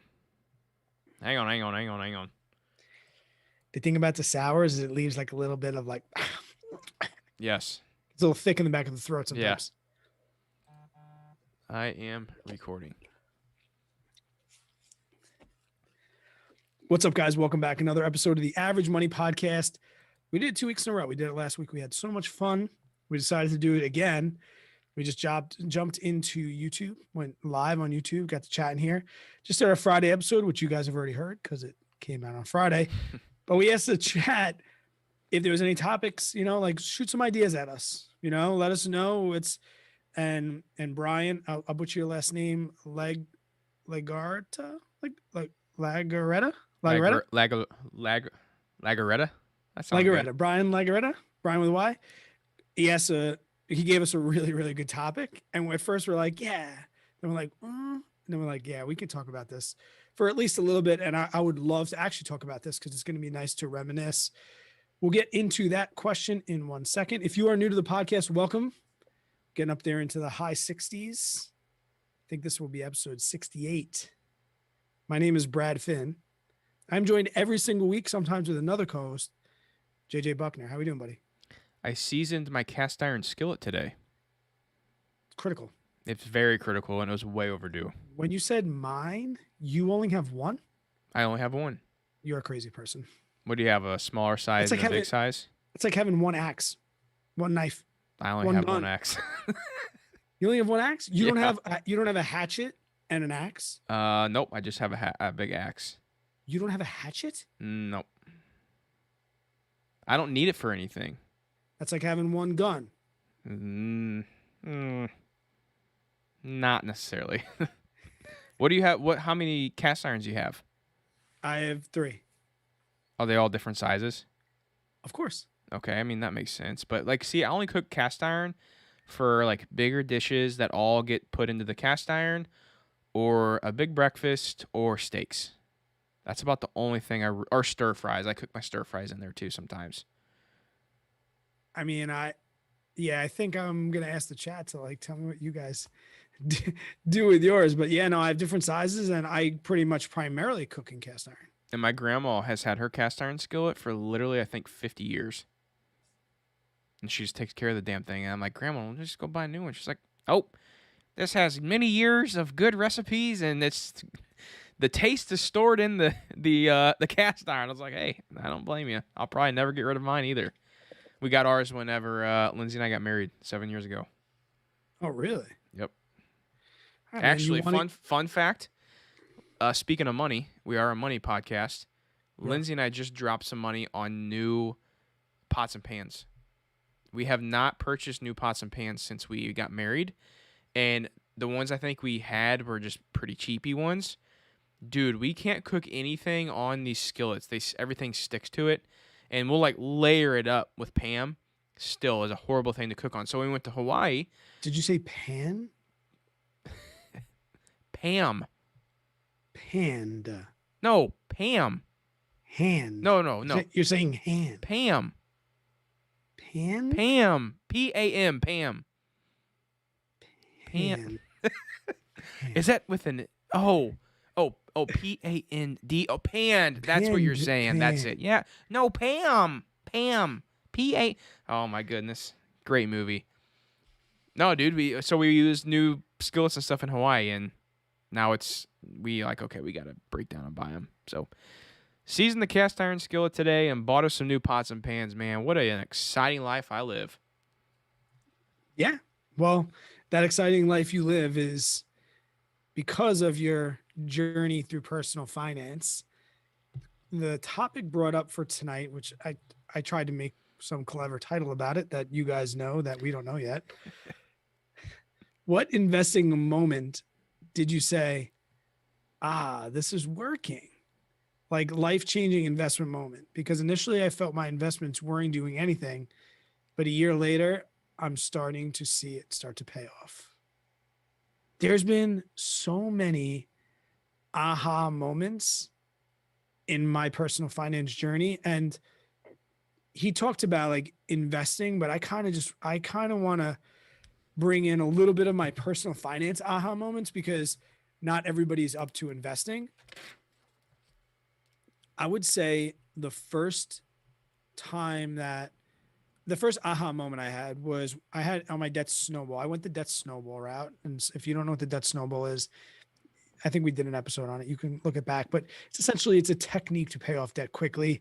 It's arch nemesis is the debt avalanche. And in that episode, we talked about how it doesn't really matter which one you do. My first aha moment, I had, I think 5 or 6 different things in my snowball. When I got to that 4th or 5th, the second to last one, and which in the debt snowball is getting towards my larger, payments, my larger lump sums left. I couldn't believe how fast 5 and 6 went. When you first look at your debt snowball, you see like 5 things and you think they're all going to like be a little bit different. And you look at the first one and it's like 500. Then you get your student loan, it's like 60K. And you're like, how? That was my first aha moment. Did you do the debt snowball? And you kind of just paid off debt, right? You didn't really do the debt snowball, right? Yeah, I mean, all Lindsay and I really had was our student loans. And I mean, we had like separate loans within our student loans. Like you'll have like unsubsidized and subsidized loans. So I guess we kind of went around it like that. Like the highest one that had the highest interest, we did that first. So we did more of the debt avalanche. But in the midst of things, like we didn't have a car payment, we didn't have credit cards, we didn't have medical bills, stuff like that to pay off. It was just student loans. But yeah, dude, I mean, I would be lying if I said that wasn't a like, holy crap, you can do some big things with money moments. Like Yeah. When you accomplish a goal like that, you know, a pretty big goal of paying off debt, that's when you're like, okay, this is a wake up moment. Like I can really do some power here, and like that's I think some of us struggle too. I know Brad, you really did. Like once you pay off debt, you're like, whoa, what do I do now? Like I was working for so many years to get this debt paid off. What's the next step? But once you get into the next step, which I think we'll kind of talk about here a little bit in this episode, is it's crazy when you realize I just paid off. When you look back and like Brad, I think you what 189,000 or something like that. Yeah. When you look back, you're like, Tara, like holy crap, girl, we just paid $189,000 off in debt. Like what the hell? Like now think about what else we could do. You know, if we really put our heads down and just go forward with this thing, like we can really accomplish some big goals here. When we first did the snowball, we said to ourselves, all right, so when we get rid of this thing, our debt minimums were $3,500. So we're like, when we pay this thing off, we're going to get $3,500 in our pockets. Great. Like that early motivation of when you're looking at this mountain of debt and you never think it's going to go away. But when we got to our last one, I think that was the most extra money we ever threw on our debts ever, because the conversation to change to like, do you know what we could do Yes. with $3,500 every single month? And you start playing that scenario in your mind. And I think I said that was the time we were throwing the most amount of extra money on top. Another aha moment I did have, and then we'll move past the debt part, is I had investments that were in taxable brokerage accounts. I'm not talking 401ks. I'm not talking Roth IRAs. I had money in Robinhood and things like that. And everything in my gut told me to sell it off and pay off the debt. Like I could be debt free if I sold off these shares of Apple. Everything in my gut told me it was right. Everything in the real world. This was the first time I had a real internal battle with myself. During that time, people criticized debt snowball, debt avalanche, but that was like the first major needle changing money making decision for me. I had investment dollars. Now I did pause investments, but I only knew that because I looked at the math and that made sense to me. This one I had a really, really hard time making sense of. And we're talking, if anybody's curious, we're talking like, I think $19,000 left it was. I had like 19 in my brokerage account and I had like 16 or 17 left in debt. And I went with my gut. I went against YouTube. I got scorched at the time. This was all documented on my channel, probably had 100 subs at this time. I got lit up for it. You know, my friends, my family, everyone, you're an idiot, time in the market, compound. I'm like, I did the math at that $3,500 minimum. I'm like, I could be right back to where I'm at right now in like 5 or 6 months. If I take my debt minimums and repay this into the market as opposed to keeping it. So I went with my gut. And I've posted my personal capital, like net worth chart. Some of you may have even seen it, but like you see my brokerage account and then straight down. And then literally it was like 4 or 5 months later, I hit that. And then a year later, it was like 3, 4 times. It was right before a boom. Mm. And that 15K would have taken me 5 or 6 months to pay off if I just did the minimums and didn't. I ended up in this time with more money, but that was an aha moment. Like, go with your gut. That was the first time I was like, if you're a smart guy, if you're reading the books and you feel it, try and block out social media. And you had to do the same when you paid off your mortgage early. Mm-hmm. You know, like go with your gut. And that's an aha moment as well. Would you go back and do it again? Dude, I would have done it sooner. Yeah. I would have done it before it would have made me debt free. I would have done it on day one. Yeah. And here's why. Because those smaller early debts that I talked about, right? And that's when we're looking up at the mountaintop and we're like, this is brutal. Mm-hmm. If I would have gotten a $15,000 or $14,000 head start, and I would have started to see those benefits in the later stage of the snowball that I just talked about that fired me up, like, That's a great oh point. my God, if I would have seen that sooner, and I paid off my debt relatively quick. And guys, this doesn't matter when you pay off your debt. You're going to see on social media, I paid off this in 4 months. Like, great. Doesn't matter. Paid off. Doesn't matter. But I was blessed enough to be able to do it in about 3 years. So now if I would have paid it off immediately, yeah, maybe it would have taken me 2 and 3/4 years. I'm not saying it would have like changed it by years and years, but knowing what I know now, I would not have a taxable brokerage account outside my Roth, yes, my Roth, we've talked about that. Mhm. But my money in Robinhood, gone if I have debt. If I have a car payment, if I have student loans, if I have credit, if I have any consumer debt, 100%. People do not want to hear it. And I know you're probably going to agree with me. Yeah. I mean, this is one thing that I think we can agree on. And so many times, I think I heard Gary Vee say once, like, it's so crazy how we buy all these like weight loss things when it's like, all you have to be told is exercise Yeah. and eat right. And eat right. But we That's still it. pay. And like, this is when it comes down, like this same conversation, like, oh, I want to increase my net worth really, really quickly. Okay. Get rid of your taxable brokerage account and stop paying interest to other people. Because getting rid of debt is the only guaranteed way to increase your net worth. It's the only guaranteed way. It's the only guaranteed way. And then people are like, I'm going to ride this Robinhood thing out. If I got some Dogecoin in there, if Dogecoin goes to $1, I'll pay off all my debts. Yeah. Yeah. No, I agree. I mean, I'm with you on that. I can't really argue it because, like you said, I did it to pay off my mortgage, and we're talking about consumer debt here, which, I mean, I guess your mortgage technically is consumer debt as well, but on a different scale, I think. But yeah, man, I mean, like when it comes to owning stocks and stuff in Robinhood versus like, obviously we think you should have your money in retirement and Roth and all that stuff. We're not talking about that, Yeah. but your maybe your play money or whatever it is in stocks and Robinhood on the side, I'm totally for like get that debt going. Like but here's the thing.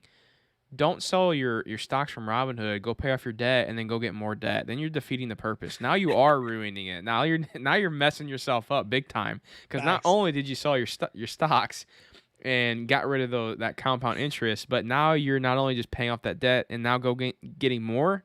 You're right back to where you were before, and now you don't have any stocks. So like that's two steps forward and 3 steps back. So true, man. So true. So yeah, let's move on to investing now. Okay. Unless you have more to say about the debt. Nope. Go ahead.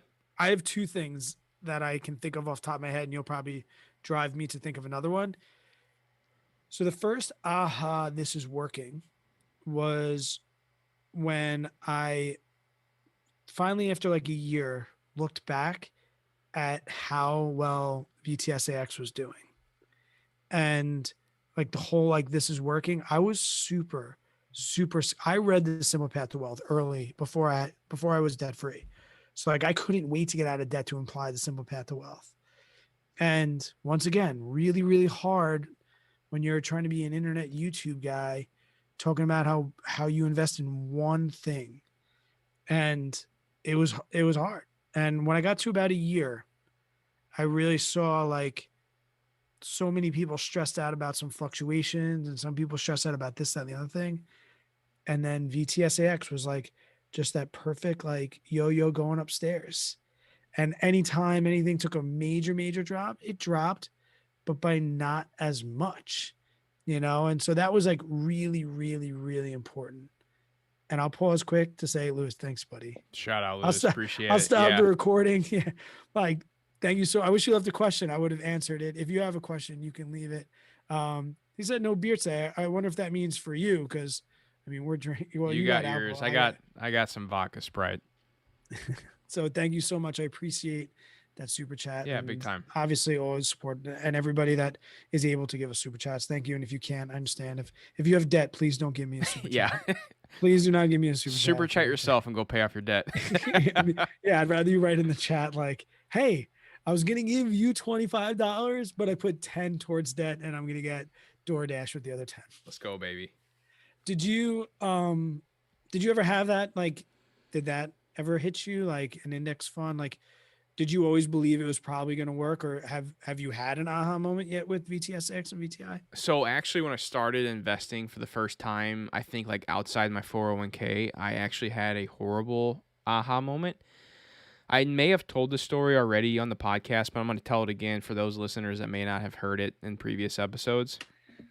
But so when I purchased my first stock, right, I am a 24-year-old JJ, fresh out of college, sitting in my cubicle, hating life, and trying to figure out how am I going to make some extra money to be able to get out of this damn job. Because the job, I'm not saying cubicles are bad, but the job I was working at inside my cubicle, I'm going to say, I personally hate cubicles, but with that, the job I was working at and the job I was doing was absolutely just horrible. That's all I can say. It sucked, dude. I hated it. Every drive home was miserable for me, knowing I had to wake up and do that same thing that same next day. So, anyways, I was like, hey, I'm 24. I can do the stock thing. And this was before like stock YouTubers existed. Like, it was more of just like, I don't even remember reading articles. Maybe I read some articles like blog posts on stocks or something like that, but I didn't know what the hell I was doing. And I opened up an E-Trade account back when you had to pay like $7.99 or $9.99 a commission for every trade. So every time you purchase a stock, you had to pay like $10 to purchase the stock. It's crazy to think about now. But, we're talking, 7 years ago, 8 years ago? So anyways, it's 24-year-old JJ. I open up my E-Trade account, and I'm searching. I'm looking for the next stock. I started out looking at like Apple, Google, like your typical stocks, which I wish I would have bought back then and never have sold. I would have been sitting pretty. But I'm like, no, I got to do something different. I don't know what the hell I'm doing here, but for some random reason, I think I can beat these main household names. I need to find the next Amazon. I need to find the next ExxonMobil that no one's even heard about yet. I know I can do it, even though I don't even know how stocks work. I have to look up and read a blog post on how to make my transaction happen on E-Trade. But I could find this stock. I can find this stock to know what it's going to do. So anyways, I found this oil stock, right? I think it was called like Kodiak or Bear something. I don't remember. It was a cool name. I'm like, oh, that's pretty cool. Got a cool ticker symbol. I'll throw $500, and $500 was a lot for me back then. It still is a lot to this day. So I threw a $500 into this oil stock because I just figured like, oh, I know a lot of people that have made a lot of money in oil. Oil sounds like a cool investment. I'll get into that. I literally had no idea how stocks worked. My family never invested in stocks. Like, I never had a conversation about stocks. This was me starting from nothing. So I buy this oil company back in like, I don't know what it was, 2015, 16, somewhere around there. I can't remember, whatever age I was at 24, whatever year it was. So then literally, I think not 2 months later or a month later, oil tanks, no pun intended. It just drops to nothing. This company literally goes out of business. It gets bought up by another company, but they end up like getting rid. I don't know exactly what happened. I don't remember it to this day, but basically the stock was worth nothing. I made literally the worst investment I think I could have ever have made, which I'm so shocked to this day that I stuck with it, knowing that I literally lost my entire $500 from this investment. And I sold it at like the very bottom. I looked back at it like a year ago. No, like I think the company that was owned now is like Whiting something, I can't remember. But anyways, I looked back and the company that bought it at the time was like a $300 per share company. Their stock price was $300. So now I looked at it a year ago, whatever it was, and they were trading for like under $1. They were a penny stock. They went from $300 down to like less than $1. You should have ran from the markets. Dude, I know, right? That was like my real first aha moment of like, what the hell am I doing? Why am I investing in stocks? All in the meantime, which just leads to my next point, I'm still investing in my 401k. I'm still investing in the 401k at work. And I'm watching that too. Still not really sure how everything works yet, but I'm learning. And guys, when I'm in my cubicle, I'll tell you, I bet 4 to 5 hours of the day, I'm reading, listening, and trying to learn about investing is what I'm doing. Like, that's what I did literally all day at work. That's why. So what kept you in the markets? Why didn't you run? Being competitive, like knowing, like I'm one of those guys where like, if I get kicked down, I'm going to step back up and I'm going to punch you in the nose and try and figure out a way to make it work, to try to win. Even though I may get my ass kicked, I'm going to try and make it work somehow. So I got my butt kicked big time, losing my $500 initial investment, which I feel like I'm still shocked that I came back. But I came back, I learned more, and I figured out the way of like, okay, maybe it's not right to just go buy some random company. Maybe I do need to start with the bigger companies until I'm learning to really understand how to value a company and all this. But with all that being said, I want to get back to my 401k. Now I still have my 401k. I've been putting that into the very first day I started with the company. And the next, I think, real big aha moment for me was looking at those unrealized gains in the 401k. Because in Vanguard or Fidelity or Robinhood or whatever. And I feel like in our 401ks at work, we really don't get so fixed on like we do with our brokerage accounts. Our brokerage accounts is what we go to. That's our sexy account. That's our fun account. We go to, we check it every day. What's our stocks doing? How much am I up? What am I down? What am I looking like? The 401k is like, it's just the thing you put on the side burner that you don't even look at, and it's just kind of sitting there. You don't even know what the hell it's doing, but it's there, and you're contributing to it every single month or every single week or however often you put money in there. Well, when I went to I heard a podcast or read a blog post, something about my 401k, and I was like, okay, maybe I need to look into this a little more. So I was doing some research on things and looking into it. I looked at my unrealized gains. I still remember it was like my unrealized gains was showing like $2,000. And real quick, for some of you that may not understand unrealized gains, that means what your account is up, but you haven't sold to make those realized gains yet. So like you may have, your portfolio may be up $2,000, but you haven't necessarily gained $2,000 yet because you haven't officially made that trade. You haven't officially sold those shares to take that profit out, because that could go back down to zero. Your portfolio. Anyways, real quick. So when I looked at my unrealized gains, and it was like $2,000. I was like, whoa, what? Miss Slippy. I'm. Thank you very much for Slippy. I made Oh, $2,000. Miss Libby, the part of the story I don't like. Okay. You get out there and you find that dog. All right, so you got 2,000. I get $2,000, and I'm like, holy crap! Like, I made $2,000 from literally doing nothing. Like, what could happen 30 years down the road? So that's when I think I really went down the rabbit hole even heavier. And I was like, okay, there's something to this. I may have screwed up over here on this $500 investment that I lost. I'm going to take that as a lesson learned, and I need to really figure out what I'm doing here. That was probably like my biggest aha moment, but a fun one, another fun one that I want to bring up. And these are probably like all of my moments I've had really that have been real noticeable to me, is my first dividend payment in my brokerage account. That was, dude, something about that. I don't know what Even it though was. It was probably like 10 cents. Dude, I don't care. It may have been a penny. Okay. The fact that I earned that money as income, again, for doing absolutely nothing, for just owning this company, I'm like, oh my gosh, I just earned, let's say it's 10 cents for maybe my couple $100 that are invested or whatever it may be. And let's say I keep putting money into this, and I'm doing the calculations here, like, holy crap, if I got this, and I keep at, this could be $1,000 one day. This could be $2,000 one day. And I'm the type of guy I was like, I know I can do it. I got to get there. It's going to take some time, but I know I can do it. That was like a real turning aha moment for me, is seeing that first dividend check come in. And this was before Robinhood and all that stuff. Like, this was all like E-Trade, and I couldn't even set up Drip yet. I remember calling E-Trade and asking them, is there a way I could do direct, dividend reinvestment plans? Like, oh, there's a certain way you have to go about doing that. And you could buy, I think back then that you could buy stocks on this certain website that did it for you. It wasn't like a brokerage though. You had to buy the stocks and they would send you something. It was so weird. It's so crazy how much things have changed over the past just 5 to 6, 7 years. But no, having my first dividend payment on top of the unrealized gains, seeing that was a game changer. And I think that's why I still hold a tight place in my heart to dividends, is because, oh dude, I love them so much, man. Like, that was a real big, cash flow, dude. Cash flow is so huge to me. When you say it like that, I wish you would have brought that up in the dividend episode, because when you say it like that, it was earned income. You don't get that. And I was thinking about my kids, if I bought them shares of stocks that didn't have dividends, I have to depend on the growth.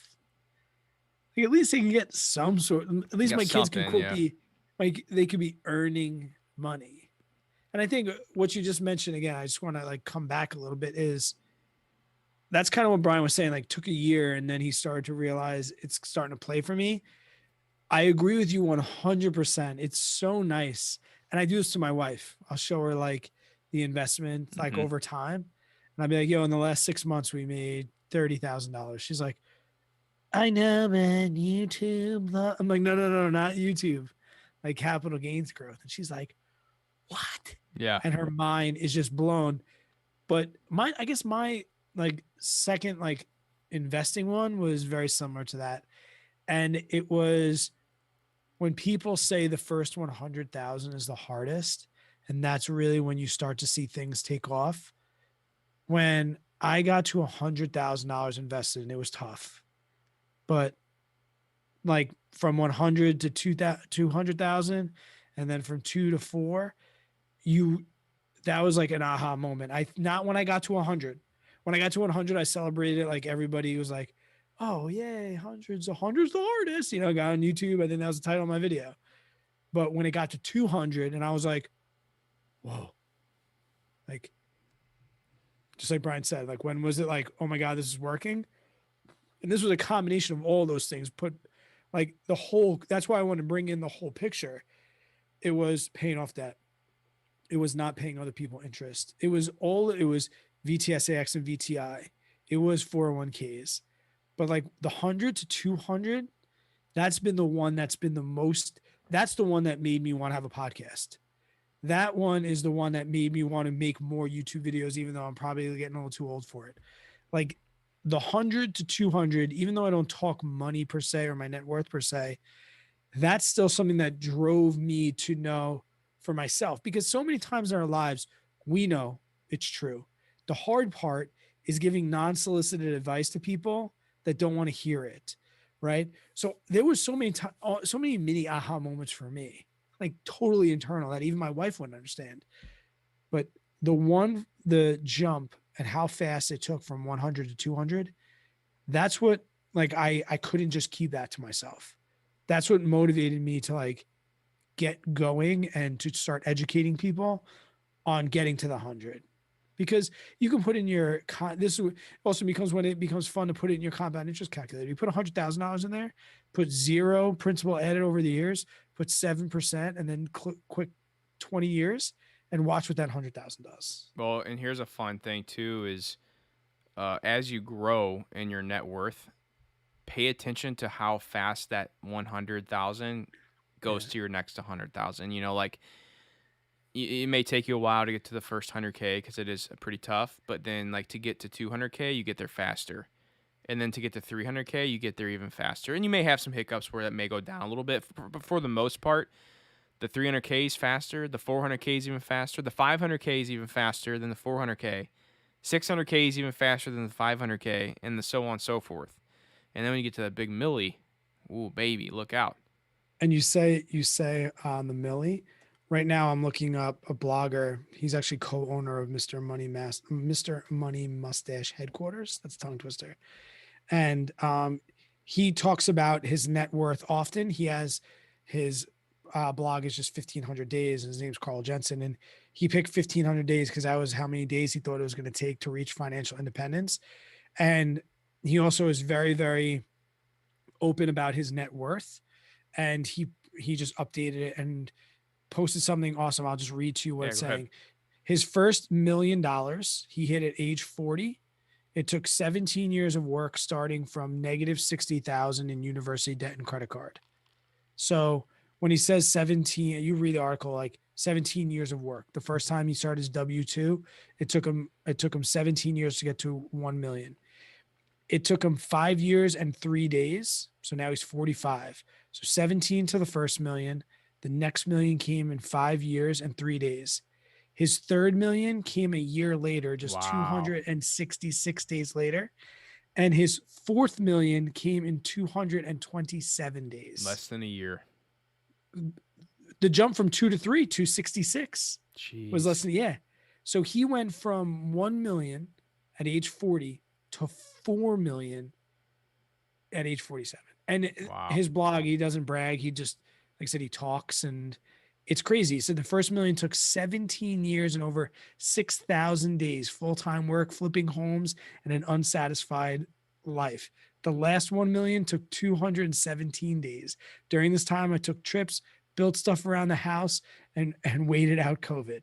Boom. I love that.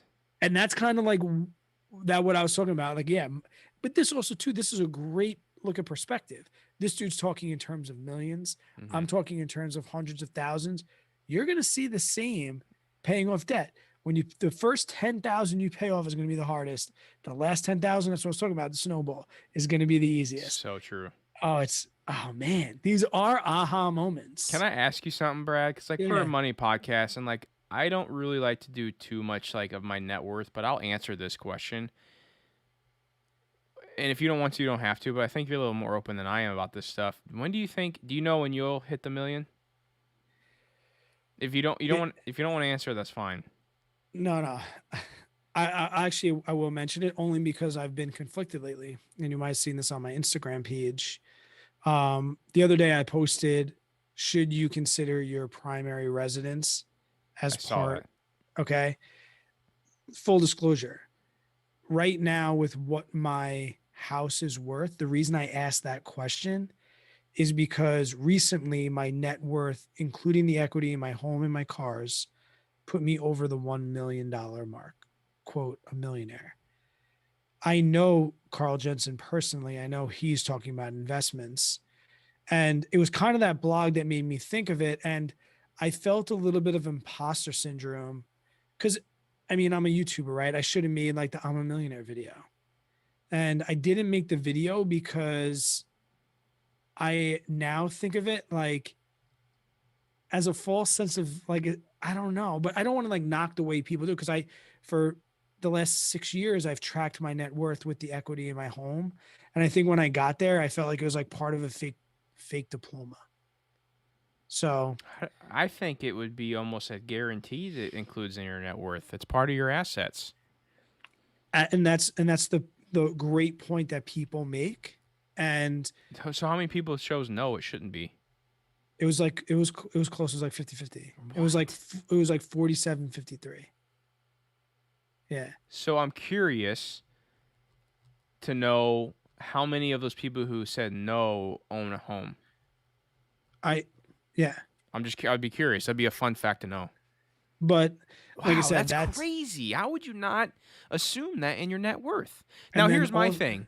When you're talking about accreditation, like if you want to be a accredited investor, you right. cannot include your equity in your personal residence. I get that. There's that too. But still, your net worth, your total overall net worth, your home absolutely should be included because that is an asset. It's money you have, and now it could fluctuate just like anything else. I mean, I don't know how Yes. anyone could fight against how it's not should not be. It was included. actually Bryce that said the same thing. He's like, it can go up and down just like any investment. Yeah. Like, and I was like, yeah, but I only get to see it if I sell. He's like, you only get to see it if you sell Apple. Like, So true. it's an investment, but it's also appreciates slowly. The long story is, Well, hold up. I think we just kind of like swept that under the rug. So right now, your net worth, you are officially a millionaire. if you include the equity, We're in my including house the equity of the house for sure. with Kelly Blue Book, yeah, I'm a millionaire. Guys, can we give a round of applause for Brad real quick? Dude, that's But- huge, man. But I I like didn't said, know that. but it doesn't. But then you also know this too, and I'll mention this too. When my dad passed away, I actually had to write a very rude email to somebody once, probably one of the only rude emails in my days. About when my dad passed away, and he gave me like 50 grand or so, and I had to go through all the ways I spent that 50 grand, how it had nothing to do with debt because everyone told me that I cheated in my debt-free journey. You know, I owned a brewery, and you know that I did very, very well. And you probably through drinking stories, you have a pretty good idea of what happened there. And Mm-hmm. there's also a part of me that holds back on that because I don't want people to think that financial success was based around selling businesses or people dying. Yeah. And I know this is back to like what I know and what's hard for other people to understand is like, I know deep inside, like it didn't matter.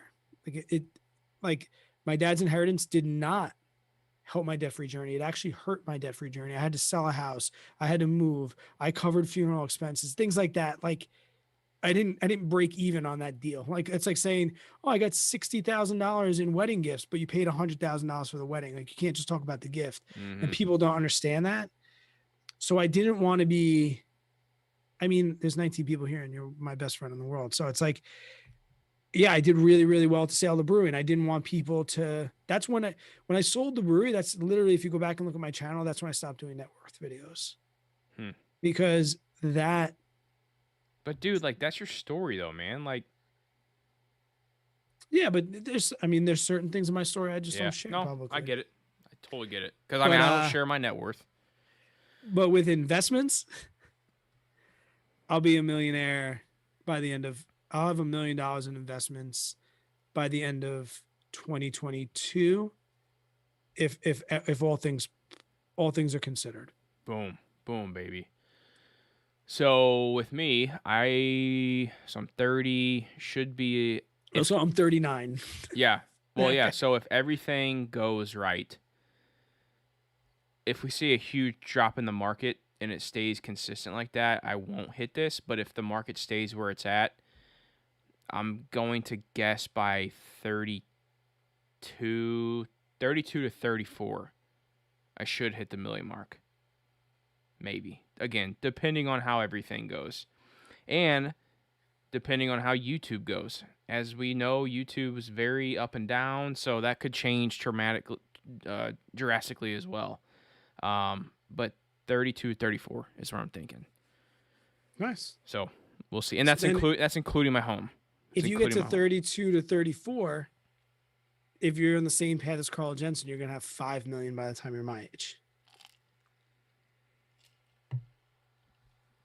I could live off that, bud. Some people say I agree with JJ on this one. You earned the money and went to your home. You should count it as part of your net worth. 100%. I don't know how anyone could argue against it. I really Because don't. I'm so strong opinionated on that though. But like I can go on Robinhood and I can look at the value of my portfolio. I can go on Zillow and find the Zillow estimate of my house. But I mean, you and I both know that Zillow or Redfin or whatever they're giving you, that's not really the value of your home. So be conservative about it. That's what I do. I look at what I think I can sell my home for, and it actually just got appraised, so I'm pretty close to where I'm at. Yeah. And I still haven't even put that full amount on my net worth sheet. I'm way under on it just because I'm conservative. I'm so conservative on numbers. So like what my home technically is worth to an appraiser for my HELOC I just got, I haven't even put that full amount on my net worth sheet because I'm just like, it's a little high. That's how I feel too. Because all right, that you make a great point, and I'll tell you this too. I know what I bought my house for a year and a half ago. Yeah. I got a pretty good deal. I bought it from my father's estate. Okay. I didn't steal it, but I got it pretty under market. For what it's selling now, or what I could sell it for now, I don't think I'll be able to sell it for in a year. That's the main reason. Well, okay, so I get But that totally. Let me ask you this. Like, if your house was my house is I believe my house is $100,000 overvalued right now. I know what I can get for it. Yeah. But I don't think that would be in a year, maybe 2. Yeah. So if the COVID inflation or whatever is going on right now Mhm. is the thing that puts you over $1 million, and you knew that your house was severely overvalued right now, but then people combat with, well, Tesla stock is severely overvalued, and you still count that towards your net worth. But I don't I'll say that that inflation of the COVID thing and what's going on right now, and the fact that I just sold my house next door, and the people that sold it bought it. I mean, the people that bought it way over what they should have paid. That's what put me over the $1 million. That to me is maybe in 6 months, if I hear the housing market's starting to settle out and Zillow gives me a number and that keeps me at $1 million, then maybe I'll be more I don't know. But that goes okay. Totally understand that, and I am in agreement with you on that. As far as maybe don't put the full amount as your net worth, to what the total amount what your home is actually worth, because it's not quite like Tesla. You know, Tesla has a set price. You have to put your home in the market and see if you can get that price first, and you may be able to get it right now because of how the market is. But in 6 months, it may not. But again, in 6 months, Tesla may be down to $200 a share. You know what I mean? Right. So I totally get that, and yeah, it's not as cookie cutter as a stock price versus what your home's worth. So that's why I'm conservative on my house numbers, and if that just because my home. I'll also say this too, and I'm not trying to put myself. I'm not trying to put myself out there or put myself on a pedestal. I also want to say that $1 million is a little bit vanity number.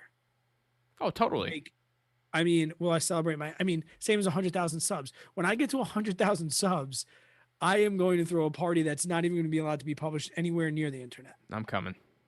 Yeah, I know. I know. And you might not leave.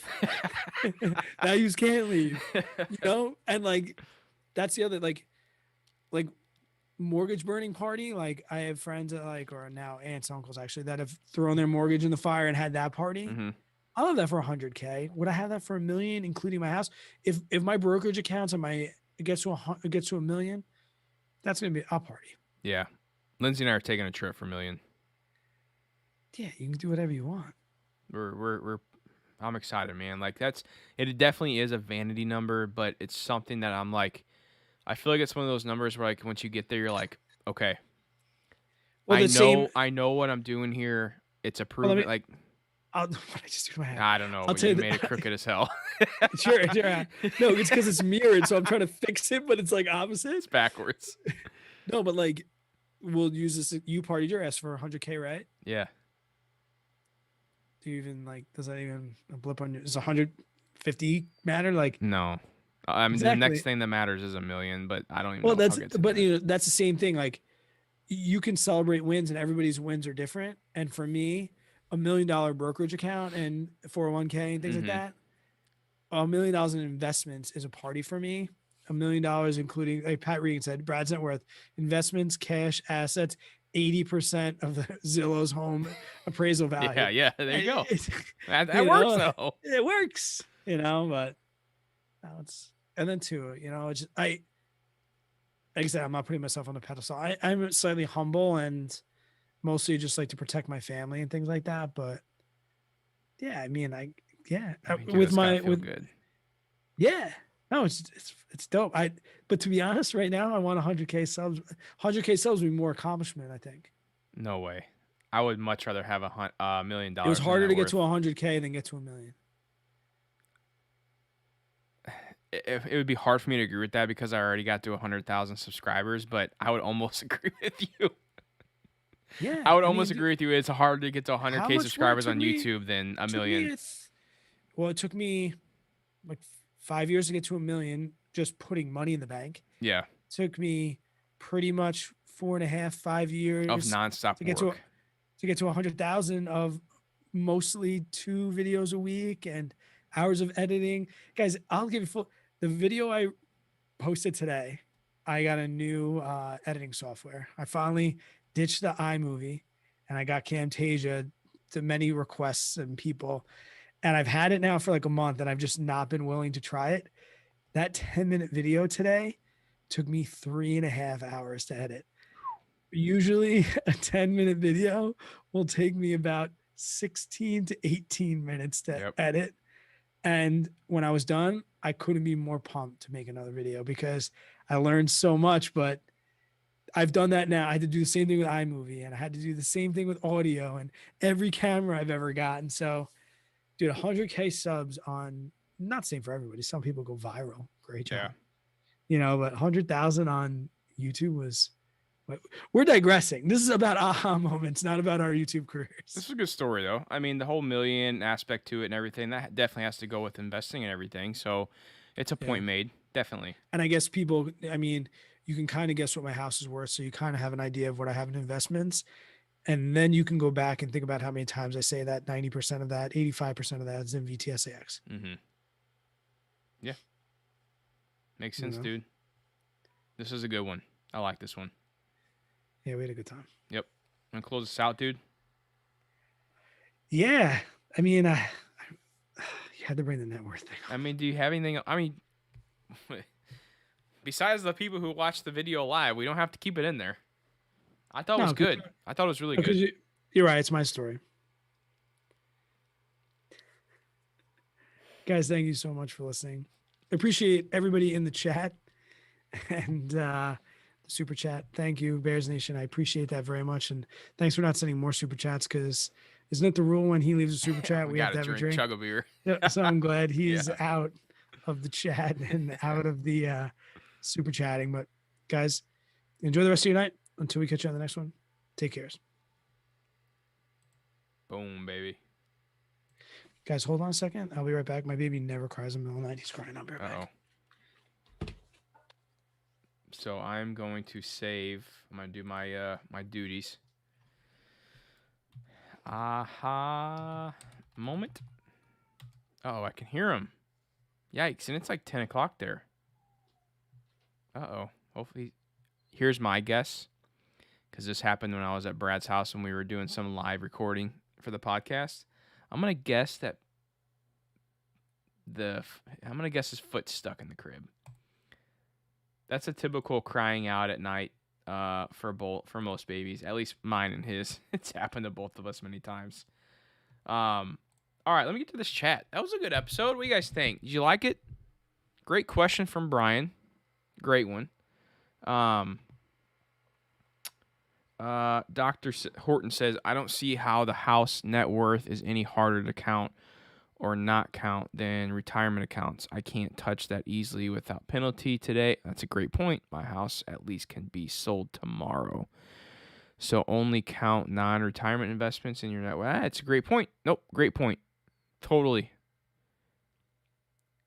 Aaron says, a trip, not a vacation. Yeah, so true. If the kids are with us. Kim, what's up? We are doing good. Just finished 2 episodes. That was a good time. I really like doing this live. It's fun. Robin's in the house. Robin, how you doing? Thanks, guy. Yeah, no worries. Oh my goodness, yes. Robin, so true. Mason freaked out when his arm was asleep. He literally it was one of those ones where you can't move it, and he didn't know what to do. He was trying to move around, and yeah, it was not good. Aaron, thanks, man. Appreciate it as always, bud. Sorry, I had to snap into dad mode real quick. No, you're good. What happened? Was his foot stuck? If you've ever had a baby get their foot stuck through the slats, you know what that scream sounds like. I called wasn't it. really. I called it. It was that scream. Yeah. But and Brody he sleeps like a rock, and I hear it. I'm like, and I'm thinking like, and I hear and he was screaming. I went up there. He was just screaming. I think he was having maybe some kids get nightmares. I don't know. He was, but he was still sleeping. I picked him up, rocked him for 2 seconds. I put him right back down. Huh. Interesting. Bad dream.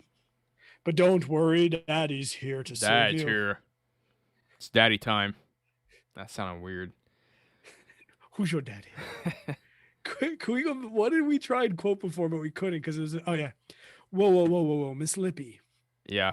The part of the story I don't like is how he stopped looking for the dog after 2 hours. You got a pet. You have a responsibility. You get out there and you find that fucking dog. One of my most favorite all-time movies, man.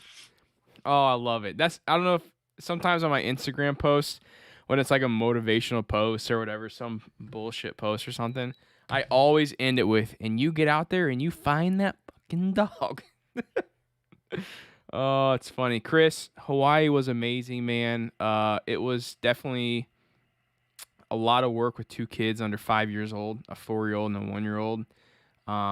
But yeah, we were in paradise. It was great. It was amazing. Dude, that was fun, man. It's 9 o'clock. I'm gonna go watch some Manifest on Netflix, probably 2 episodes, and call it a night, dude. Do not tell me because I have a TiVo and I'm gonna try and catch up and get down to the Islander game. But Okay. I'm gonna go watch the Islanders. Not on the fan. I'm a sports fan. Yep. And then summer. I don't know. Maybe vacuum the pool tomorrow. Yeah, what I'm gonna do, man? The goal: do not start drinking until at least noon. You can do it. How do you Pump out vacuum another YouTube video, dude. How do you not vacuum the pool with an Irish coffee? I don't have a pool, so I can't answer that. We are looking to buy a hot tub, though. But you don't drink whiskey, so you can't have an Irish coffee either. You mean to tell me? Hang on. Can't you drink Kahlua? That's not whiskey, though, is it? That's not an Irish coffee. Oh my god. What's an Irish coffee? Whiskey and coffee? Bailey's. Oh, I've drank Bailey's and coffee before. Okay. With a shot of Jameson? No. scoop of brown sugar, and some whipped cream on top. No, but I drink Bailey's and coffee before. I'm gonna make you a proper Irish coffee when you come here. I don't drink whiskey, dude. If you don't like it, I'll have two. Okay, sounds good. And I will do that. Are you gonna come here soon? Yes, Putting you in front of everybody. I will. When? I'm debating on flying out to Denver with you. I'll be there. That thing at Mr. Money Mustache's thing looks cool. I'd love to saw watch you that? speak. So, you Yeah, want to go? maybe. I got a hotel room right next to Mr. Money Mustache headquarters. We'll talk about it. All right, guys. Hey, I appreciate everybody still on here. Had fun. It was a great time. Got 2 episodes done. We'll see you next week if we go live. Hey, can I plug that quick? If you were in the Colorado go ahead. area, I'll be speaking at Mr. Money Mustache headquarters for like 5 minutes, 10 minutes. I was talking about Mr. 1500. We've grown a little internet relationship over the last 2 or 3 years. We just found out. And yeah, We should get him on here. but he said he'll only do it in person. Pete said the same thing. Okay. They'll only do it in person. I'll bring the microphones. Okay. You bring yourself. All right. I'll We'll bring see. the microphones. We'll see. See? Yep. If See we who's do interview Mr. Money Mustache though, You see who's speaking after me. Hmm? You saw who's speaking after me. no, I didn't see that. Who was it? Mr. Money Mustache. Oh yeah. Well, no, I'm saying though, if we do have him on here, I don't want to have like so why did you retire early podcast? Like I want to No. know like about him. When I'm asking him on July 10th, when I meet him, is to elaborate on the number one statement he said in his whole life that I've heard him say that still ponders me to this day. There's like a little talk of him on YouTube, maybe like 30 minutes he spoke for. And one of the last things that he says, and this was years ago, people want to label me some sort of personal finance guru. I don't give a shit about your personal finances. I give a shit about making the world a better place and having everyone in that world be happy. And then like the talk ends. And I want to be like, that is some real shit. So true, man.